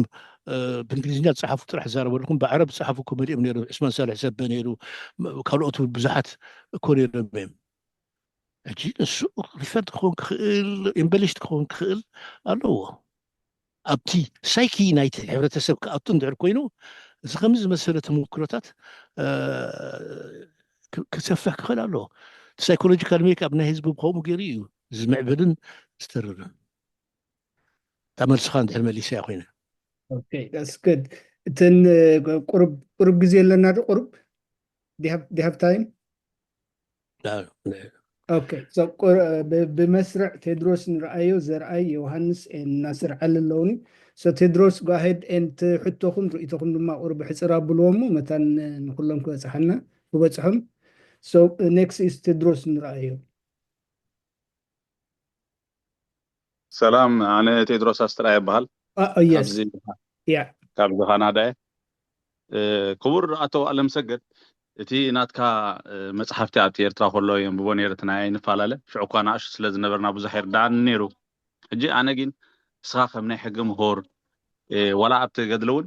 እቲ ህዝባዊ ግንባር ዝበሃል ሲ ብዙሕ ዓቕሚ ሰብ ከይነበሮ ከሎ ስለተሰለፍካ ኣብ 74 ካብ ኣብ ዘይነበርካዮ ኣብቲ ናይ 41 ክሳብ 62 ብዙሕ ድኻም ትደክም ሲ እቲ ዕድመ እውን ማእስ ንሞተሉ ስለ ዘይፍለጥ ኮለኻ ብሂወትካስ ነቲ ዝነበረ ብፍላይ ስኻ ካብ 74 ክሳብቲ ዝነበርካሉ ኣብቲ ስርዓት ንዕኡ መፅሓፍ እንተፅሕፍ ፅቡቅ ነይሩ ማለት እዩ ምክንያቱ ኣዚ ሓደ ከም በዓል ተስፋይቶም ነው እዮም ፅሒፎም ዘለዎ እምበር እቲ ናይ ታሪክ ናይ ኣወንታን ኣሉታን ፀሓፋይ ተኮይኑ ሲ ኩሉ ከም ዘለዎ ይክፅሓፍ ዘለዎ ማለት እዩ ዳርጋ መብዛሕትኡ እቲ ናይ ህዝባዊ ግንባር ኣብቲ ዓዲ ኣይፍቀድን እዩ ወላ ኣነ ከለኹ ኣው ተተኩር ስመሓሸ ነይሩ ካብ ናብ 4ታት ናብ 50ታት ናብ 60ታት ሲ እቲ ኣብቲ ዝነበርካዮ ንስኻ ትፈልጦ ነገር ተፅሕፍ ስመሓሸ ነይሩ ይብል ማለት እዩ ቴድሮስ እዚ ትብሎ ዘለካ ካብታ ቁርብካ ታርእስትናን ካብታ ናይታ መፅሓፍን ቶፒክ ወፅእ ስለ ደሎ ኣብ ካልእ ግዜ ኣብ ካልእ ኣጋጣሚ ትተዘረብናሉ ፅቡቅ ኣብዛ ሕጂ ግን ቁርብካ ታርእስትና ወፅእ ስለ ደሎ ቅድሚ ሕጂ ድማ ኦረዲ መሊስዎ ስለ ደሎ I think I'll pass it ናብ Okay, right. ማለት ትሕቶኻ ጌጋ ይኮን ክንብል ደሎ ግን ካብ ትርእስትና ወፅእ ስለ ደሎ ናብ we have to move on ናብ ዘርአይ go ahead. All right. ኣነ እቲ ናይ ብሓቂ ካብቲ እቲ መፅሓፍ እኳ ገራሉ መዓልቲ ኣመስ ክትመፀኒ ሕጂ ከንብቦ ግን ኣብ ገለ ካብ ዝሪኮርድ ክትገብሮ ፀናሕካ ክሪኦ ፀናሕኩ ፎሎ ክስዕቦ ፀናሕኩ ማለት እዩ ሓደ ነገር ዝተቀየረ ነገር ኣሎ ኮይኑ ይስማዓኒ ንሱ ከዓ ኣብቲ ዝሓለፈ ታሪክና ዳርጋ ኣብ ናይ ምጉዳል ኢና ፀኒሕና ኣብ ክንዲ ነቲ ማቴርያል ንሪኦ እንታይ ባልዩ ኣሎ ክንዲ ንሪኦ ኣብ ናይ ምጉዳል ኢና ፀኒሕና መን ፅሒፍዎ ስለምንታይ ፅሒፍዎ ከየንበብካዮ ከለካ ኣብ ምባል ፀኒሕና እዚ ሕጂ ሓደ ካብቲ ድሰበርካዮ ባህሊ ኮይኑ ኣነ ስማዓኒ ማለት ንኩሉ ድፀሓፍ እቲ ሰብ ድፅሕፎ ዋላ ምስ ርእቱ ተሰማዕ ኣይተሰማዕን ድልየት ስለ ዘለዎ ፍቅሪ ዓዱን ፍቅሪ ህዝቡን ፍቅሪ ታሪኹን ስለ ዘለዎ ድልየት ስለ ዘለዎ ፅሕፍ ኣሎ ሕጂ ነዚኣ دبلكا خويني سمعني أنا عباي حنت حتى دلاتني حجة أنا بناتي تأشموكا كم هم رابري بخال من قد أصنعنا بلنجن زناي تاريخنا عدنا بتاع مثل قد سني بفلايت ناي قدامي ناي أرحكا قلتشع عمت انقلن زنبريري حجة حدا خبتي درأخو نقرات كل جزية حتتني انتايو أبتي ناي مصحف ناي ممعبال ناي جز عبس راح يتسريع ولا بناء علم درجة طريق خلها حدا خبتي لتصففن ملو زخونة أصحاف أنا مع بالله أنا زخا قداسي سلزنبر مالتيو أجي انتايو ترخيبو بدحريو أبت من بابنا مصحفن ندحريت تمريسنا دارجانا مايتاس عمتات صنيحنا مالت حجي زياس بخمي خا تردا أنا بقليو قليس كان ليخا مصحف ترتفع سلزنبره وي مقصالا سلزنبره أبتحالف أوانات من 24 سودو contribute غري خو نابتناي oral دخونه tradition مخادنا زي أقول بتتري لنا تعم تسم بلاني وأنتو يتزارينا هذا مثلا زي ناي سلمتاي ندحري تمليسوسي تايمو مالتي سي أبتي نا educational system زنحون كون خير من البات لأنه بجزء طاليان زنبرة ناي من باب عدل ناي تهزبنا بس ليميتد إلينا شعوكا زنبون تنوروا مالتي عبيتي أبوتاتنا ينبغون نيرون قبل كاي كلين خون يكون تصحف مصحف ينبغون نيرون زنبوس نيرون ميم كن تي كالتشر ناي تمرتي كالتشر ناي مباب كاب كزي ناب كزي سي اتابعي زنبر قوي اي سمعنا بكزي انجليز صبو متابع نير كان كاب فيدريشن جميلكا اب ايرترا اب ايرترا صبوق عدل نخوم زفتر عدل سي اي نبرن اب كزي فيدريشن كورب جميلو نيرو تحر كاونيو ناي سنسرشيب كنتاي مصيو كاونا بكزي هايدي سلاسي كزي كساب تحر أصبحوا تي بايتانايتي سنتعرفن بايتانايتي كن سفح كوينو كل سب أنباباي كوينو كل سب كريتيك كوينو كل سب كوينو كمعبل أي كأنا نفسنا يقدم جميل يكون ورق ساعج سلازم السوء تي الكالتشر نايريدين زبل حجة وإثيوبيا ينبوبيهم أب إثيوبيا ينبوبيهم بس ينبوبيهم أب إرتراخ أني زغر مني كل سب يكونن زم بعرب استمهروا أنببتيهم نزل مصحفتي بملو حجي ببزحتهم أتم أنبيبنا إين عزولوني كتبهم زي تقرنيا أخوانا تبيهم زي فلتون التقرنيا ينببوهم يقرمني أنا هنسا يقرمني مسيهم أب كمزي أنقص كمزي أخما قبل حدا تقرنيا أخوانا تبغيرو أتبي زي فلت سلسة أفتين أي تقرنيا من باب ون من البات أو كبا أنا زسني قبل كاي الناس إلى أوف ذا كوفي زارب زلوك كن حدا خفتي نجي نهنا تاريخ يكون نهنا سنصحف كي معبولو من عبال زغت زلو زي كالتشر ناي زي من بابن انتم بابكاون زعبو دفيركا زي مصحفني زي معبالوني أنا خابزي عند على خبرك كده. Okay, thank you. Next, Johannes Drar. Johannes. Okay, حراي.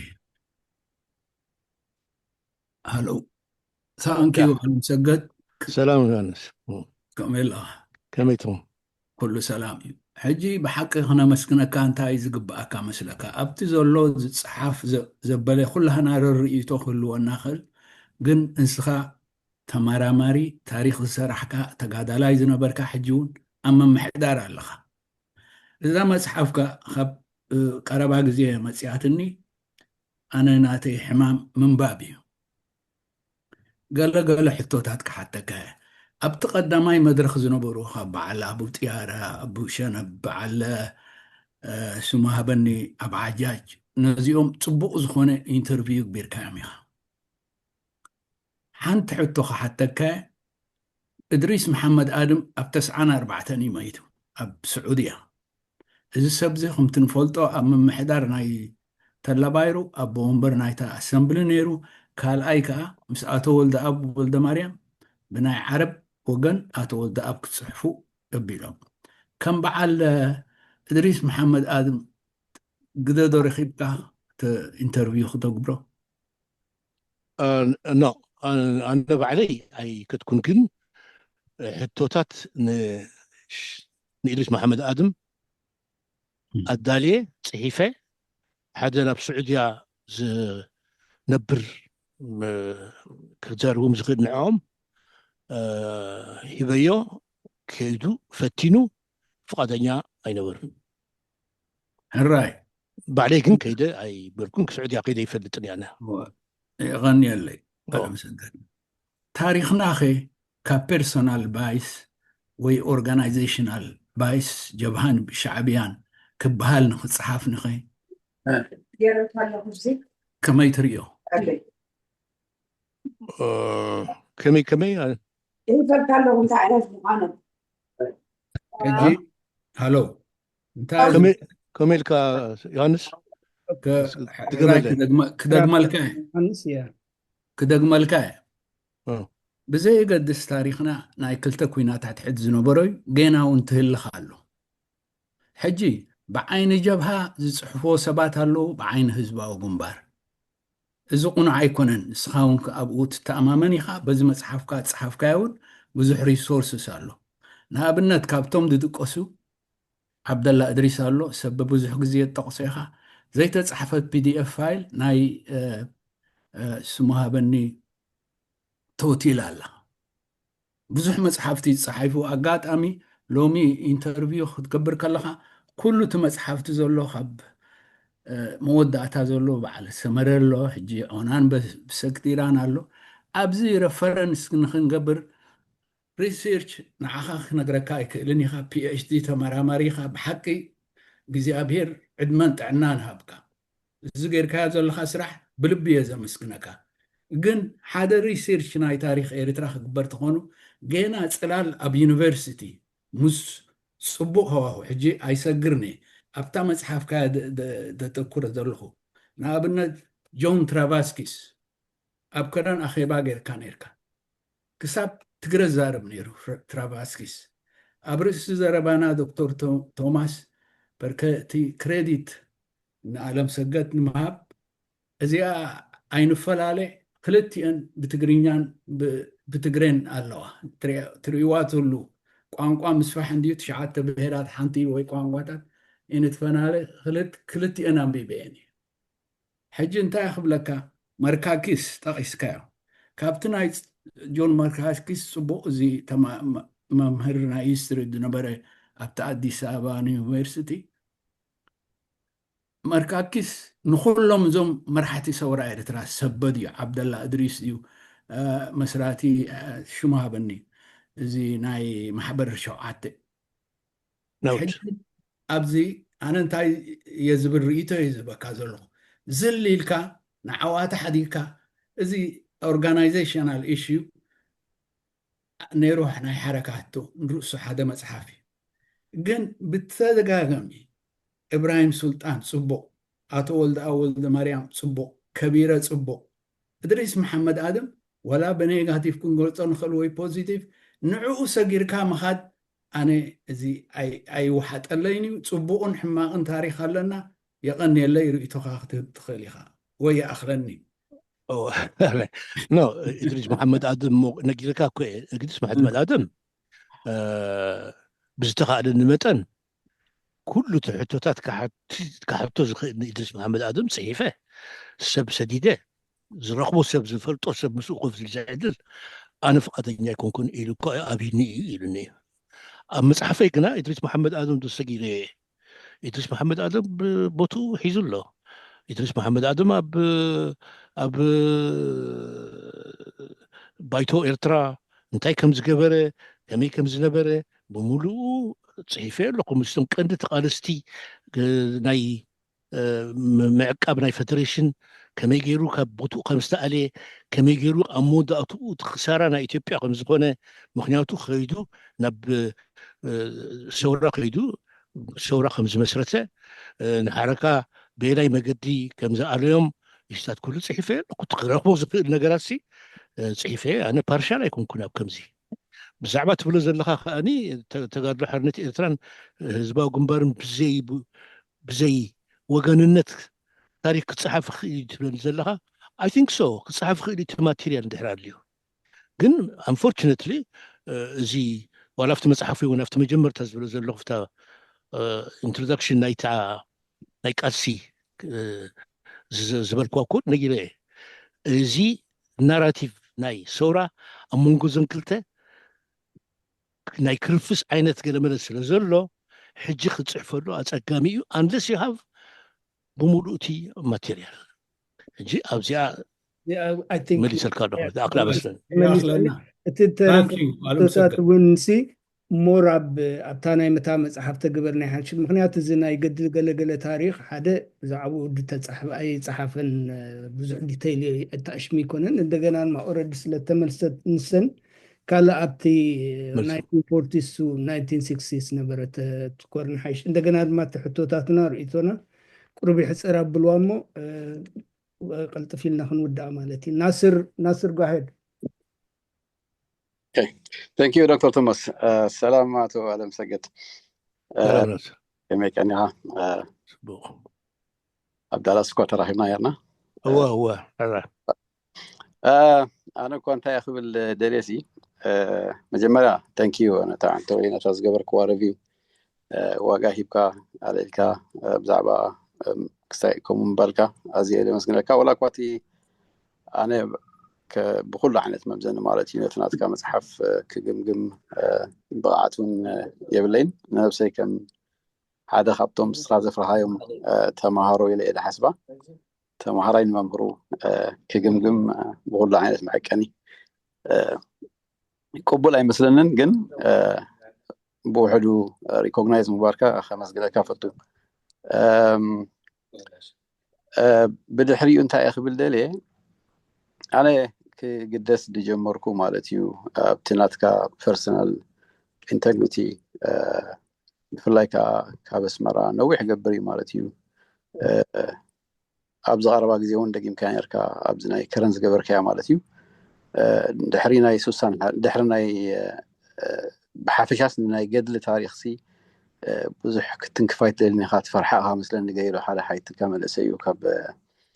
كرن أبكال أوان ون نويح جيرون كيف كان يركا الساحة انتخابتن كافتا ذهب كايا ملس شعو أقالوا زيادة سحبت نيرة العليوها أبتناي سنيتناي مصنعتي وجلة مالتيو أبتزقبر نبرة للزب ذاتي مالتيو نحناسي كما بدأ جزر لنا دياسبورا كساب كندقو كم تتصبي زنبر لنا بحاجة خوينا هنقال زي كأننا أفتحي مالتيو بزعوا حلوف نازل لنا مرداتا حبراوي رديت سلزي بلنا حبراوي رديت بزعوا حلوف كاب زي هلو الوانكا نزنا حجي بدهوتات ناخد قمقمو قليل كم زي كون نزنا حجي زلو بدهوتات كن قمقم تريكي إلنا متعينا بحنساب كوينا كن أمت يخبدلنا إيوا زبل زتا متيموني بدحريو أمو كابزو خلو تسنيز زلو متصحفتي تواهيلن تلاعيلن حانت خبتن تلعلا ناتكاسر راحت نيرو درجة بمولو دمسي بجاكا حالي ويكا كل التسب ترح أكابتا تاريوم تي مبزاحتو أغن از السخات صحف كايو سندات ناي تاريخ ناي ارترا مالتيو كم موكسي كم حالي أوثنتيك تي زبالة كنوكسولو نخيل أب مسرح ناي زقال سنة خاخ موكسن تقومول كخون تواهيلهم درجة سوبر ماجوريتي تسامعوا إذن كنت زين زيادة أقالوي كهبان جميرا عمو داتا نزاقم قام زي آخ قبر وسينة مالتيو سلازي قد من أفتح حتوي مأتاوي زي آخ لك هزدلي أب بنفسين بنفس نايتهم ከምዝናተይ ዓይነት ኣረኣእያ ዘለዎም ብዙሓት ማለት እዩ ብዙሓት ሰባት ናይ ታሪክ ተመራማራይ ከም ጸሓፋይ ከም ደራሲ ከም ገሊኦም ዝገልጹها ዳርጋ በቲ ኣዝዩ ዝበዝሕ ብፍላይ ከዓ ነዚ ናይ ኤርትራ ታሪክ ብቐረባ ዝከታተል ፍትሒ ፍታሕ ምምጻእ ዝሰርሕ ከም ሓደ ካብቶም ቶፕ ኔሽን ቢልደርስ ናይ ኤርትራ እዩ ዝፈልጠካ ምክንያቱ ኔሽን ቢልደርስ ምናልባት ፖለቲሽንስ ስርዓታት ፖሊሲታት ምስ ግዜ እንዳተቀያየሩ ዝኸዱ ግን እዚ ስኻ ሰኒድካያ ዘለኻ እንተዘይስንዶ ነርካ እዚ ሎሚ ንሰምዖ ዘለና ዝተፈብረኸ ታሪክ መብዛሕትኡ ከዓ ብጸላእትና ዝተሰነደ ማለት እዩ እሱ ምኾነ ነይሩ እዚ ንኸይከውን እስኻ ቀሊል ዋጋ ከይከፈልካ ማለት እዩ ነዚ ስራሕ ዝሰሪሕካ ስለዚ ብዓይነይ ይኹን ብዓይኒ ናይ ብዙሓት ኤርትራውያን ኔሽን ቢልደር ኢኻ እዚ ከዓ ማንም ሰብ ክረኽቦ ዝኽእል ነገር ኣይኮነን እሞ ይቐኒልና ናብታ ሕቶይ ክሓልፍ እዚ ሰሪሕካ ዘለኻ ስራሓት ማለት እዩ ኣብ ክንዲ ኣብ 61 ብውሕዱ ክሳብታ ምምስራት ናይ ህዝባዊ ግንባር ሓርነት ኤርትራ ዝነበረሉ እዋን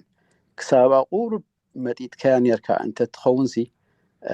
ነዚ ድሕሪ ናጽነት ኣጋጢምና ዘሎ ሁሉ ኩነታትና ማለት እዩ ብሓፈሻ ብጽቡቕ ጌርና ኣብ ምግምጋምሲ ማሓገዘና ነይሩ ኢልካ ዶ ትሓስብ እንተ ደኣ ክሕግዝ ዝኽእል ኮይኑ ከዓ እንታይ ተተገብረ ብውሕዱ ነቶም ከበርክቱ ዝኽእሉ ነዚ ናተይ ወለዶ ብፍላይ ከዓ እንታይ ለቦዋቶም መሓልፈሉ ትኽእል ይቐኒል I think እዚኣ ናስር ኦረዲ ተመሊሳ እንድያ እታ ካብታ ርእስትና ድማ 1960s እንድያ ትውዳእ ዘላ I think ኣብኣ ተወዳእና ተሓይሽ እንታሽም ትኸዶ ኮነት ካብ ኦፍ ቶፒክ ተኾነት ኮይኑ ሰሚዕንሎ I think we'll move on ናይ እታ ሕቶስ ኦረዲ ቅድሚ ሕጂ ተሓቲታ እንድያ እንደገና ካብታ ርእስቲ ድማ ንወፅእ ኣለና ካብታ መፅሓፍ 1960 ስለ ድኾነት ሓሊፋኒ ማለት እዩ ኣብኣ ኮይና ንሰግር ኣለና so I think we'll move on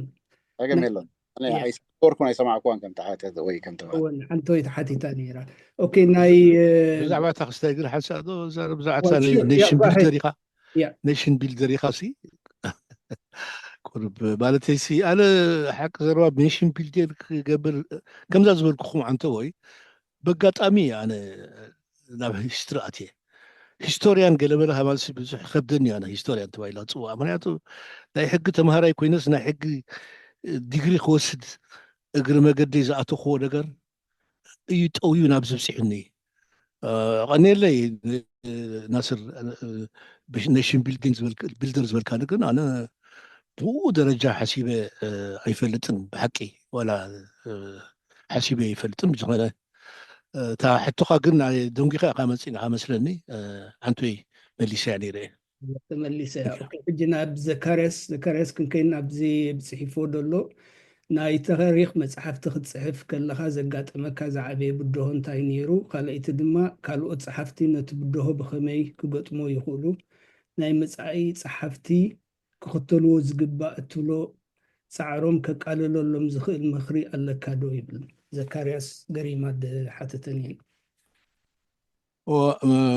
ዝዓበየ ብድሆ መቸም ኩሉ ግዜ እቲ ማቴርያል እዩ ማቴርያል ምርካብ ኣዝዩ ኣፀጋሚ እዩ ምክንያቱ ከሎ ሰኣን ዝሕብረካ ከሎ ኣበይ ከም ዘሎ ሰኣን ምፍላጥካ ዝተርፈካ ብዙሕ ኣሎ ሕጂ ብዙሓት ሰባት ክተዋፍር ክትክእል ኣለካ ኣነ ሕጂ እታ ስራሕ ክጅመር ከላ ናተይ ስራሕ ብዙሓት ሂስቶሪያንስ ነይሮም ምሳይ ግን መብዛሕትኦም ከይዶም ጠፊኦም ወይ ኣብኡ ስመራ ገለ ኣትዉ ኣብ ካልእ ስራሕ ከዱ ገለ ከዱ ኣብቲ ምፅሓፍ ዝበሃል ነገርሲ ክጥሕሉ ኣይከኣሉን ኣነ እውን ከጥሕሎም ኣይከኣልኩን ሓቂ ዘረባ ምክንያቱ ካልእ ነገራት ተሰሓሕቦም ስለ ዝኾነ ስለዚ ማለት የድልየካ እቲ ማቴርያል የድልየካ እቲ ሰብ የድልየካ ሓገዝ የድልየካ ቀሊል ነገር ኣይኮነን ኣበይ ከም ዘሎ እቲ ማቴርያል መፍላጥ ንርእሱ ካልኣይ ናህና ታሪክ መብዛሕትኡ ናይ ገድሊ ይኹን ናይ ቅድሚኡ ዘሎ ታሪክ ኣብ ሓንጎን ናይ ሰባት እዩ ዘሎ ምክንያቱ ንሕና መዝገብቲ ናይ ተመክሮና ኣይኮና أنا حجن رئيسي أروكا دايري تتوني بلين عن دايري زقرمنا أنا بصحفي كوين قال كوين سي مزع داير ندافر كله دايري بلين أنا صحف كورة قال اللي بحم قولي الذكر نقرأ راح يقصعف دحك تصحف كوينه سلازي أتي أبحم قول سب زلو نقر حق دي نسطر عند حكوين تي منش لاي تاريخك من رغاقص خا اندحر زي بالكا خوينكا اجي مبزحت كسي تراغص انت دليقه حتى سب قليل نقرا كموني حنت عباي حبريتا تكون تخيل نزع عباي حبريتا زي حجي بدوكيومنتيشن غيركا كتراغص اتخيل توينكا صبوق وي مس دوكيومنتيشن اندحر تقدر كوينا اندحر مس دوكيومنتيشن زي تقدر كوينا بين اندحر كوينا زال قستاجي انت تقبر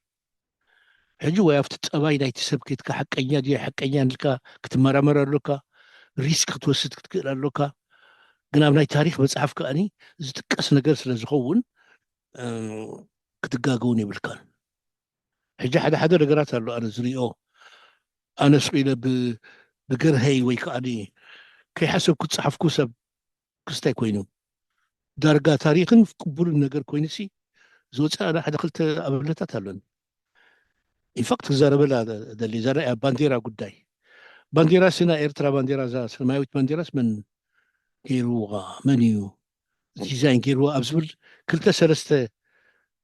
ክሌም ዝገብሩ ሰባት ኣለዉ ኣንሕና ኢና ጌርና ዝብሉ ክራግፅ ኣይከኣልኩሎ ኣነ ሓደ ሕጂ ወዶም ንደጃዝማች በየነ ዛህላይ ግራዝማች ስዩም ዝበሃሉ ነይሮም ጎረቤተይ ኣቦይሲ ከም ዝገብር ነይሩ እዩ ዲዛይን ዝገብር ነይሩ እሞ ምናልባት እዛ ክስታይ ከይትኸውን ስንዓና ኢሎም ንሓደ መዓልቲ ዓዲ ቀይሕ ከድና ዓዲ ቀይሕ ከድና ኣብኡ ምስ ከድና ሽዑኡ እቲ ናቶም ቦታ ተኸድና ውሕጅ ኣትይዎ ዶኪመንታቶም ጠፊኡ ኦሮሞ ኢሎም ነ ሕጂ ከረጋግፅ ኣይከኣልኩም ደጃዝማች በየነ ዛህላይ ገይሮማ የገበርክዋን ኣይገበሩ ሓንቲ ነገር ከረጋግፃስ ኣይከኣልኩም كما إلى خالد صحيفة بدحريو عند الشيخ محمود خفتم هذا خفتم ستايز نورو حمد زبال ودوم له ب لندن شيخ عمر إبراهيم زبالو حجي نسون كستعمل نيرم انجينير سرز نورو ديزاين قبري أم كلام بلد تبايلو أبجز أم كيده قالوا محجي كمزي أنا كمزي عيلو قبرني ريلاتن مو بيلوتي وخستاي إذا زبلك إذا سماويتي أبوي جيروات بلني أو مو بيلوتي بروف سلازيل ناتي مدمدمتا أنا من جيرو أخفلت أكني بعل بتودد أسفها ولا بعل من يمزم أكيتو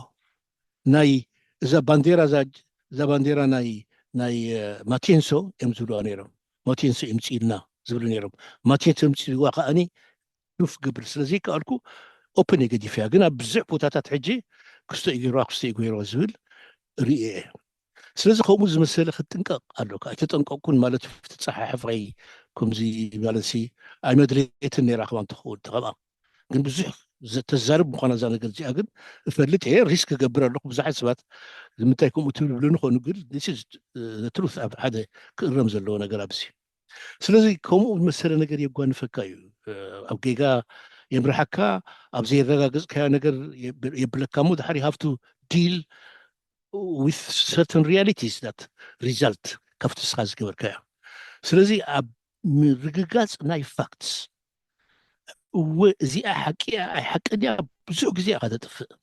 ኣብኡ ሕጂ ፀወታ ኣይኮነን ታሪክ እንድሕር ኮይኑ እሞ ዝምዝገብ ታሪክ እንድሕር ኮይኑ ኩሉ ግዜ ክትረጋግፆ ክትክእል ኣለካ እዚኣ ኢልካ ክትረጋግፃ ክትክእል ኣለካ ብዝተፈላለየ መገድታት ስለዚ ብድሕጂ ዝመፁ ከመይ ክገብርሎም ትብሎ ዘለካ ዝብለኩም ዘለኹ እዩ ኣብ ታሪክ ናይ ክስታይ ምግባር ቀዳይ ነገር እንታይ ትመርፅ ኣመራርፃ ኣለካ ባያስ ከይህልወካ ብናይ መገዲ ኢኻ ትሪኦ ዘለካ ዛዕንቶ ዮሃንስ ፈርዲናንድ ኳሓተን ዝፀንሐ ሕጂ ናይ ጀብሃ ናይ ሻዕብያ ከም ኣብነት እዩ ዝብለኩም ዘለኹ እንዳብልካ እንድሕር ናይ ሻዕብያ ጥራሕ ክትፅሕፍ ደሊኻ ንጀብሃ كتناقصا ويكا أنا جبهة كتصحفتهم كانت شعبية كتناقصا في حقي تبصحنها اوبجكتيفلي كتصحف كتكيل أنه كان تحكي لك اوبجكتيفلي تصحف تاريخها أني نتي الرز بحال فاكتس كتقمرون كترقبون كتكيل لك أنا بخمزي أعمل لساز غيرتها ثانك يو ممر عبا خلوخ فولو اب يغريتا كي حزكم نتون كالوت بزحنا مسكم كي ممر ابزي بزح سب كم ولا نابنت سناي تزاربو زنبرت عبش عقلوت علو تاريخ سي ولا نسخ تقصد صنحكا كي تمزغبه يحلف علو سبات يحلف له نعيون عبش عقلوت علو نخم او خلو غوها سمعك جمر زانتاتات يبنن سلازلو مسمح لاف غزي انتي كنغبر نخل قليل تبلو مالت كل خد سندوين عيتخلني خات تستفيو ግን ነቲ ክንረኽቦ ንኽእል ንኸነድሕኖሲ ዘይገመትና ይኽኸውን ዝኽእል መገዲ እንታይ ይህሉ ኸውን ማለት ሲ ዝረኸብካዮም እንድሕር ገይሮም ልካ ምሕታቶም ብጥቃይ ወላ ሓንቲ ከምዚ ዝብለካ ዘለኹ ከምዚ ዓንተ ዝብሎ ንብልኩን ሸቕ ኢድሪስ መሓመድ ኣደም ሲ ኦፍኮርስ ኢድሪስ መሓመድ ኣደም ኣነ ሓቶም ዝደሊ ስፔሲፊክ ነገራት ስለ ዝነበረ እምበሪ الشيخ إدريس محمد آدم مسكال أوت سبات سجورو انترفيو صار له of course بس بفلا مس كونتر شرودر زبال هذا جرماناوي أزيو سفيح زبالة يتقال له حرنة إرترا هابتام زبالة ماتيريال أكيبوي أبزح خبز مسح في حجينا كونتر شرودر تأسيسات غير ملتات هبزي قبريو على إدريس محمد آدم بعد عمر دامر بعد كلهم زوم قدم زنورو بعد أو شنب بعد كلهم زياتهم ولا سبه ولا اسمه سالح سبب علو اسمه سالح سبب علو صحفيو ما صحفت صحفيين تو صحفات علو كن اسمه سالح سببون انترفيو مس كونتر شرودر زقورو سلازم بزتخا لما تنسب كي كدخل اخ ك انترفيو كون كلالو بزعات امليتو من انا حجي دونكينا بزي كستاي سلاز اتقو دونكينا بتي دحرنا تنسي درجة ساعة 9 شوقاتن قال شوعات 6 عامات سنة صنح بزحات سبات كيدو منايا ازيهم بزحات سبات يتاع سكاي سويتشي سلازي مسكتين مقدامي كل غزي لاي تاريخ نجر ثانك يو ممر ثانك يو እዚ ታሪክ ቬሪፋይ ምግባር ከም ዝበልካ ሕጅስ ሓንቲ ሕቶ ኣላህኒ ብዛዕባ ናይ ታሪክ ናይ ጀነራል ተላዕቁቢት ኣብ ሓንቲ መፅሓፍ ድንበብኩ እዚ መንግስቱ ንዋይ ዝበሃል ዕልዋ መንግስቲ ምስ ገበረን ጃንሆይ ንተላዕቁቢት ናፅነት ኤርትራ ክንህበካስ ነቲ ዕልዋና ደግፎ ኢልዎ ዝበሃል ታሪክ ሳብ መፅሓፍ ኣንቢበ ሕጂ ብዛዕባ ከምኡ ዝበሃል ኤክስቼንጅ ነይሩ ብምስ መንግስቱ ንዋይን ተላዕቁቢትን ኣዳታይን I don't know ምናልባት ኣይፈልጣን እዚኣ ኣወፃ ሰፍራ ቅድሚ ሕጂ ሳንቢባ ይፈልጥ እኒ ኣብዚ መፅሓፍ እዚ ኣምር ሳልሕ ሓጎስ ዝበሃል ዝፀሓፋ ሪሰንትሊ ኣብኡ ኢን ኤክስቼንጅ ፎር ኣብዚ መንግስቱ ንዋይ had appealed to ተላዕቁቢት offering Eritrean independence in exchange for his support ዝብል ሕጂ እዚ it was news to me. I قدم حجي سمعي فلتني زي so it's news to me too يا أنا تقول دوكيمنت أنا يتلعبيت أنا زفلت موداتها موداتها أنا إلت ناي موت ناي جنرال تلعبيت أنا زفلتها حدا برها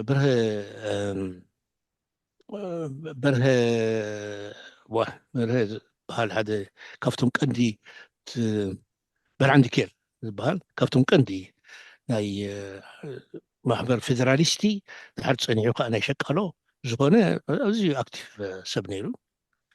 هجي ماشي هذا مع التابلني حنت نقص خي نقول كخاز ترفت على بلن تلا عقبيت أفتمو داتا نعين كلن تصويرنا نيرو حجي نحنا نعو تصويرنا حرينا مسمصنا ناب بار فيكتوريا مسمصحنا عقرقير تصنيعنا فتي مقدنا فتي أجيب قزقات كيت كلها أو تصنيعنا سي انت يتبنى تلعويت نفس قتلو يلومنا ويكاتب العقويت مويتو يلومنا حجي دحريو قنتا يلومنا يزبل تلعويسي كوت يدل نيرو ناب جبهة زبلس تزاريبومنا إلو نعين جيرني يا حاجة راقص أكني نقرأكم بعضكم زي تراقصت كم ذات بلازم لها عينة زي تراقصت ورايا كون خيلي it's possible قال مرة قصيت ديكا بتشبط هم الزوانهم سوات اليوم وابناي تقال راح نتي ارترا فايلز قال من عند قال ترخيبو بو اكثر راقص اتخيل برزات ولا زل حجي انا سمعها اي فلت من قصت نويس اندبندنس نا اريترا موني Yeah, that was kind of እንደገና 19 ድማ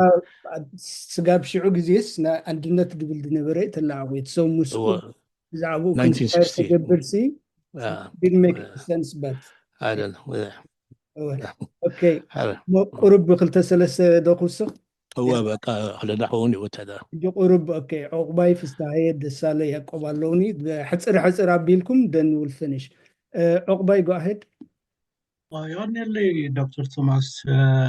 يغني لي كحونا أيانا كبر عالم سجد تصفى يبز مسيخا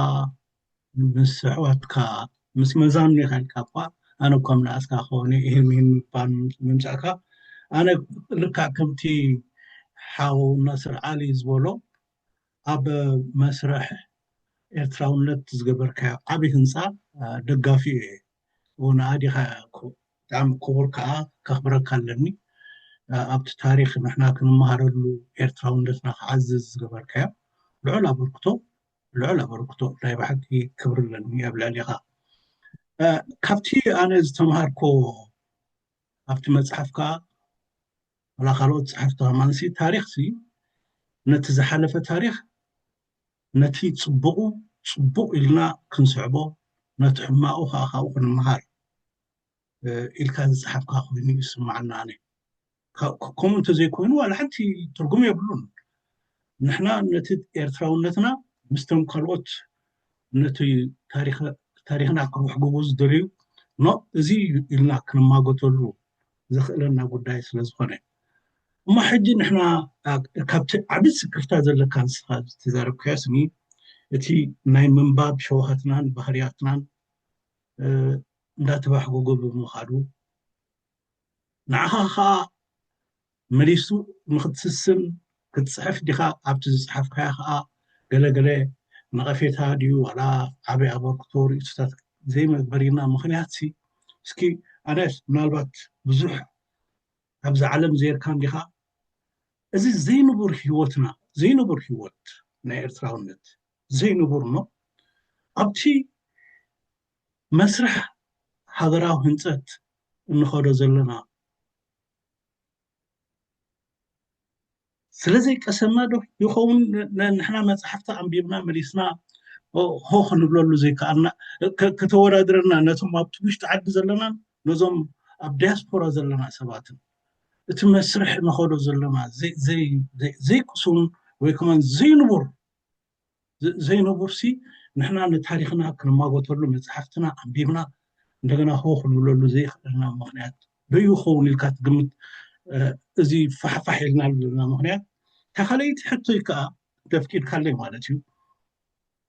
تاريخ سي definitely سرحتو مزهلو كابتوم سرحتو رقيبكا الصوم كمان كنقفو خلو تزبلة صمقنا نيرو مس حالفو أبكن تزحف مالتيو أبز زي دقاقيمو محاتو موندو زي 34 دحرنس عمنت زخيد زولو مسرح تاريخنا نسخات راح يكونس ولا كلاود كمان كتصحفوا له زخورو سني كساب توم سرحتو زحلفو دينا نصبزل ولا س دعي اتمت امسي حجره غزيو كونا يسمع كان ولا نتوم صحفي يخوليهم زبالو نهر كونمسي انتهي من خرم هابكاهم يغني لي كورتها ولا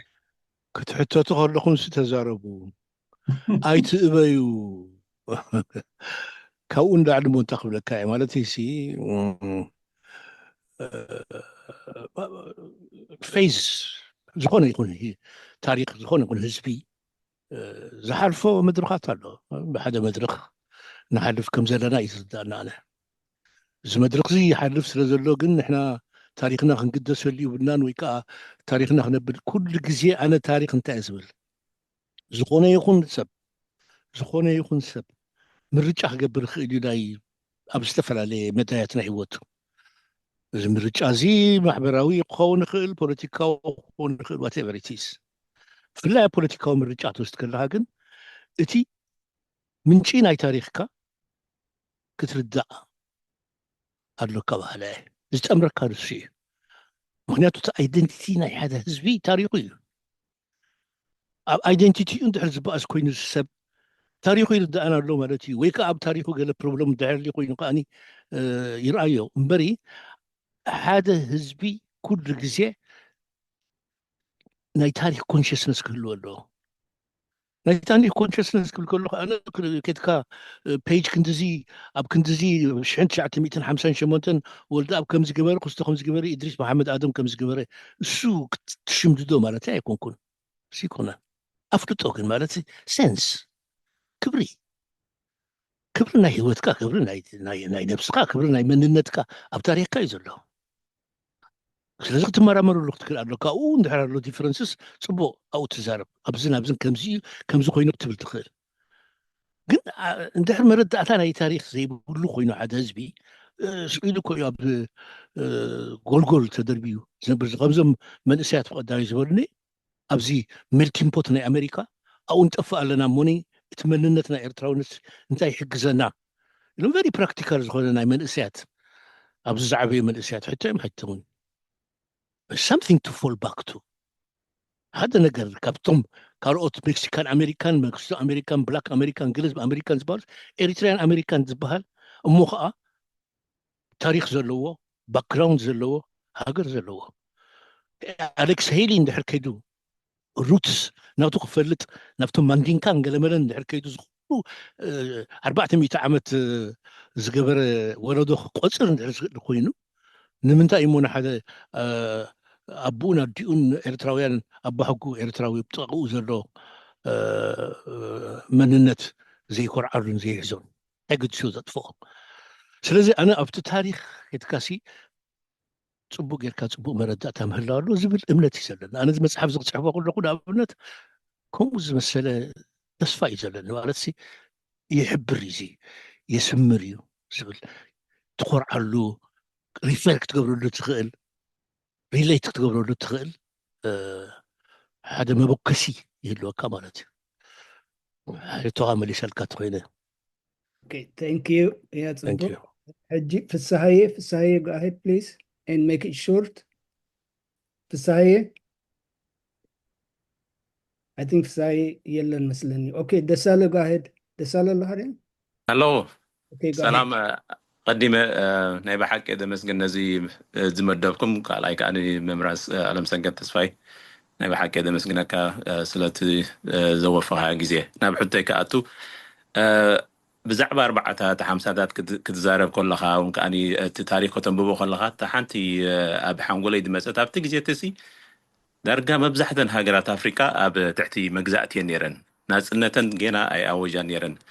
تي كوم أمخانو بخميس اللي ونتي ناي حزب إرترا ناصنتي له تنقاص كجمر كله بخميس اللي وتبل كم حدا او انتاوي الوتاو عينت صلوا خلو اللي مغنيات تم تناصنت اب يونايتد نيشنز ديو اب زخونه مغابع اخيرم كما غوتو خلو سي درجه حدش امر ينرفت وانتمو زيا كميت مسلكا اوكي صبت حتى باقي انتايو ኣብቲ ግዜ ተዓቅኻ እቲ ቃልሲ ንናፅነት ናይ ኣፍሪቃውያን ኣብዚ ተጀመረሉ ግዜ እዩ ናይ ኤርትራ ጉዳይ ተላዒሉ ዩናይትድ ኔሽንስ as a matter of fact እታ ቀዳመይቲ ዓባይ ብኣህጉራዊ ደረጃ እትጥመት ጉዳይ ፈቲሕና እያ ዝብልዋ ንሳ the first to be freed ዝብል ፅሑፍ ዘዳለዎ ናይ ዩናይትድ ኔሽንስ ኣሎ ቀዳመይቲ ነፃ ዝወፀት ሃገር ኢሎም ንኤርትራ ነቲ ዝገበርዎ ነገር ነፃነት ኢሎሞ ሕጂ ምናልባት እንታይ እዩ ኢትዮጵያ ምስቲ ዝነበረ ኣድቫንቴጅ ሕጂ ኢትዮጵያ ኣይተገዛእኹን እንዲያ ትብል ኣይተገዛእኹን ኢላ ሽዑ ኣሚናቶም እያ ኣይተገዛእኹን ኢላ ምክንያቱ እቲ 5 ዓመት ኣይቁፀርኒ ምክንያቱ ሓርበኛታት በዓል ራስ ኣበበ ኣረጋይ በዓል ገመለ ዝበሃሉ ሓርበኛታት 5 ዓመት ሙሉእ ስለ ዝተዋግኡ እቲ ውግእ ንናፅነት እቲ ከም ዘይተገዛእና እዩ ዘቁፅረና ዝብል ምጉት አልዒሎም ነቲ ምጉዲ በዓል ሩዝቨልት በዓል ገለ ስለ ተቀበልዎ ኢትዮጵያ ሕጂ ኣባል ናይቲ ብዛዕባ ጉዳይ ኤርትራ ዝውስን ኣካል ክትከውን ክኢላ ካልኦት ኣፍሪቃውያን ሃገራት ኣይነበራን ሕጂ እቲ ናይ ኣፍሪቃ ቃልሲ ንናፅነት ተዓዊዑስ ኣብ ከፍ ዝበለ ደረጃ በፂሑ እንተዝነብር ኣብቲ ግዜ እቲ ምናልባት ንሕና ኸ ዝብል መሃለወ እቶም ካልኦት ኣፍሪቃውያን እውን ምደገፉ ኮኑ ኣብዚ ግን ኣይነበረን መጀመርታስ ናይ ኤርትራ ጉዳይ እዩ ናብ ዩናይትድ ኔሽንስ መፅኡ 1945 ምስ ተሳዕሩ ገለመለ ናይ ጉዳይ እዘን ሃገራት ናይ ክስታይ እንታይ ይኹን ተባሂሉ ኣርባዕተ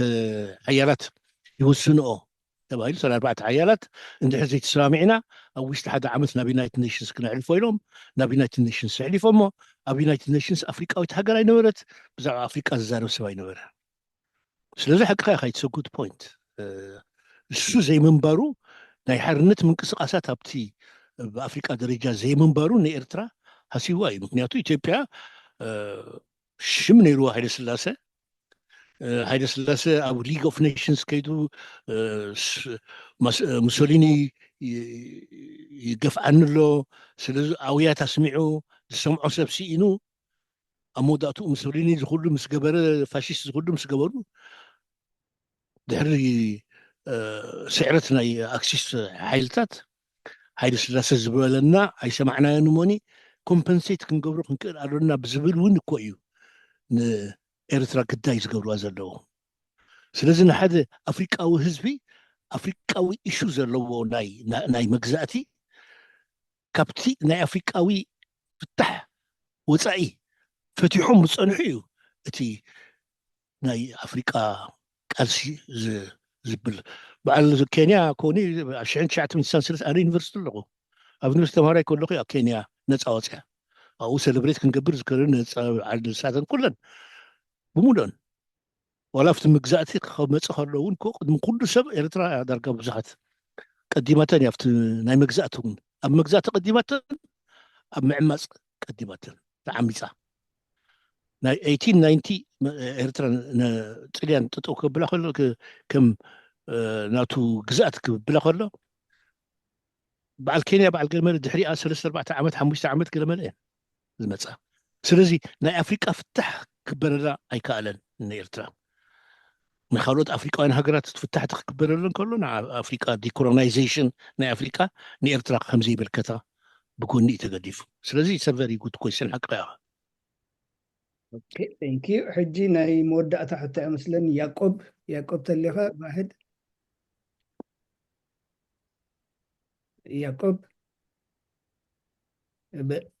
ያዕቆብ ተሊኻ እንሚት ጌርካ ጎሄድ ኢፍኖት ክንውዲ ኢና I think ያዕቆብ የለን ማለት ይመስለኒ ኦኬ ቅድሚ ምውዳእና እንድሕር ብዛዕባ እዚ ኣሶሲዬሽን ኔክስት ሚቲንግ ገለ ክትፈልጡ ተደሊኹም ኢሜይልኩም ኣብቲ ቻት ፅሓፉለይ ብስም ኩልኹምን ብስመይን ኣለም ሰገድ የዕሪና ነመስግነካ ክብረት ይሃበልና ፅቡቕ መንገዲ ነስመራ ቴንክ ዩ ሶ ማች ዲስ ዋዝ ናይስ ናይ ብሓቂ ፅቡቕ ኣፍተርኑን ውዒልና It's nice to see you. Thank you so much. Thank you so much. لا يا ريت حنتي سلام تادو حبيب سوري ألم سجد يا لمي كميك أنيخا سلام يا لم انكعو سلام رأناك الله تعميم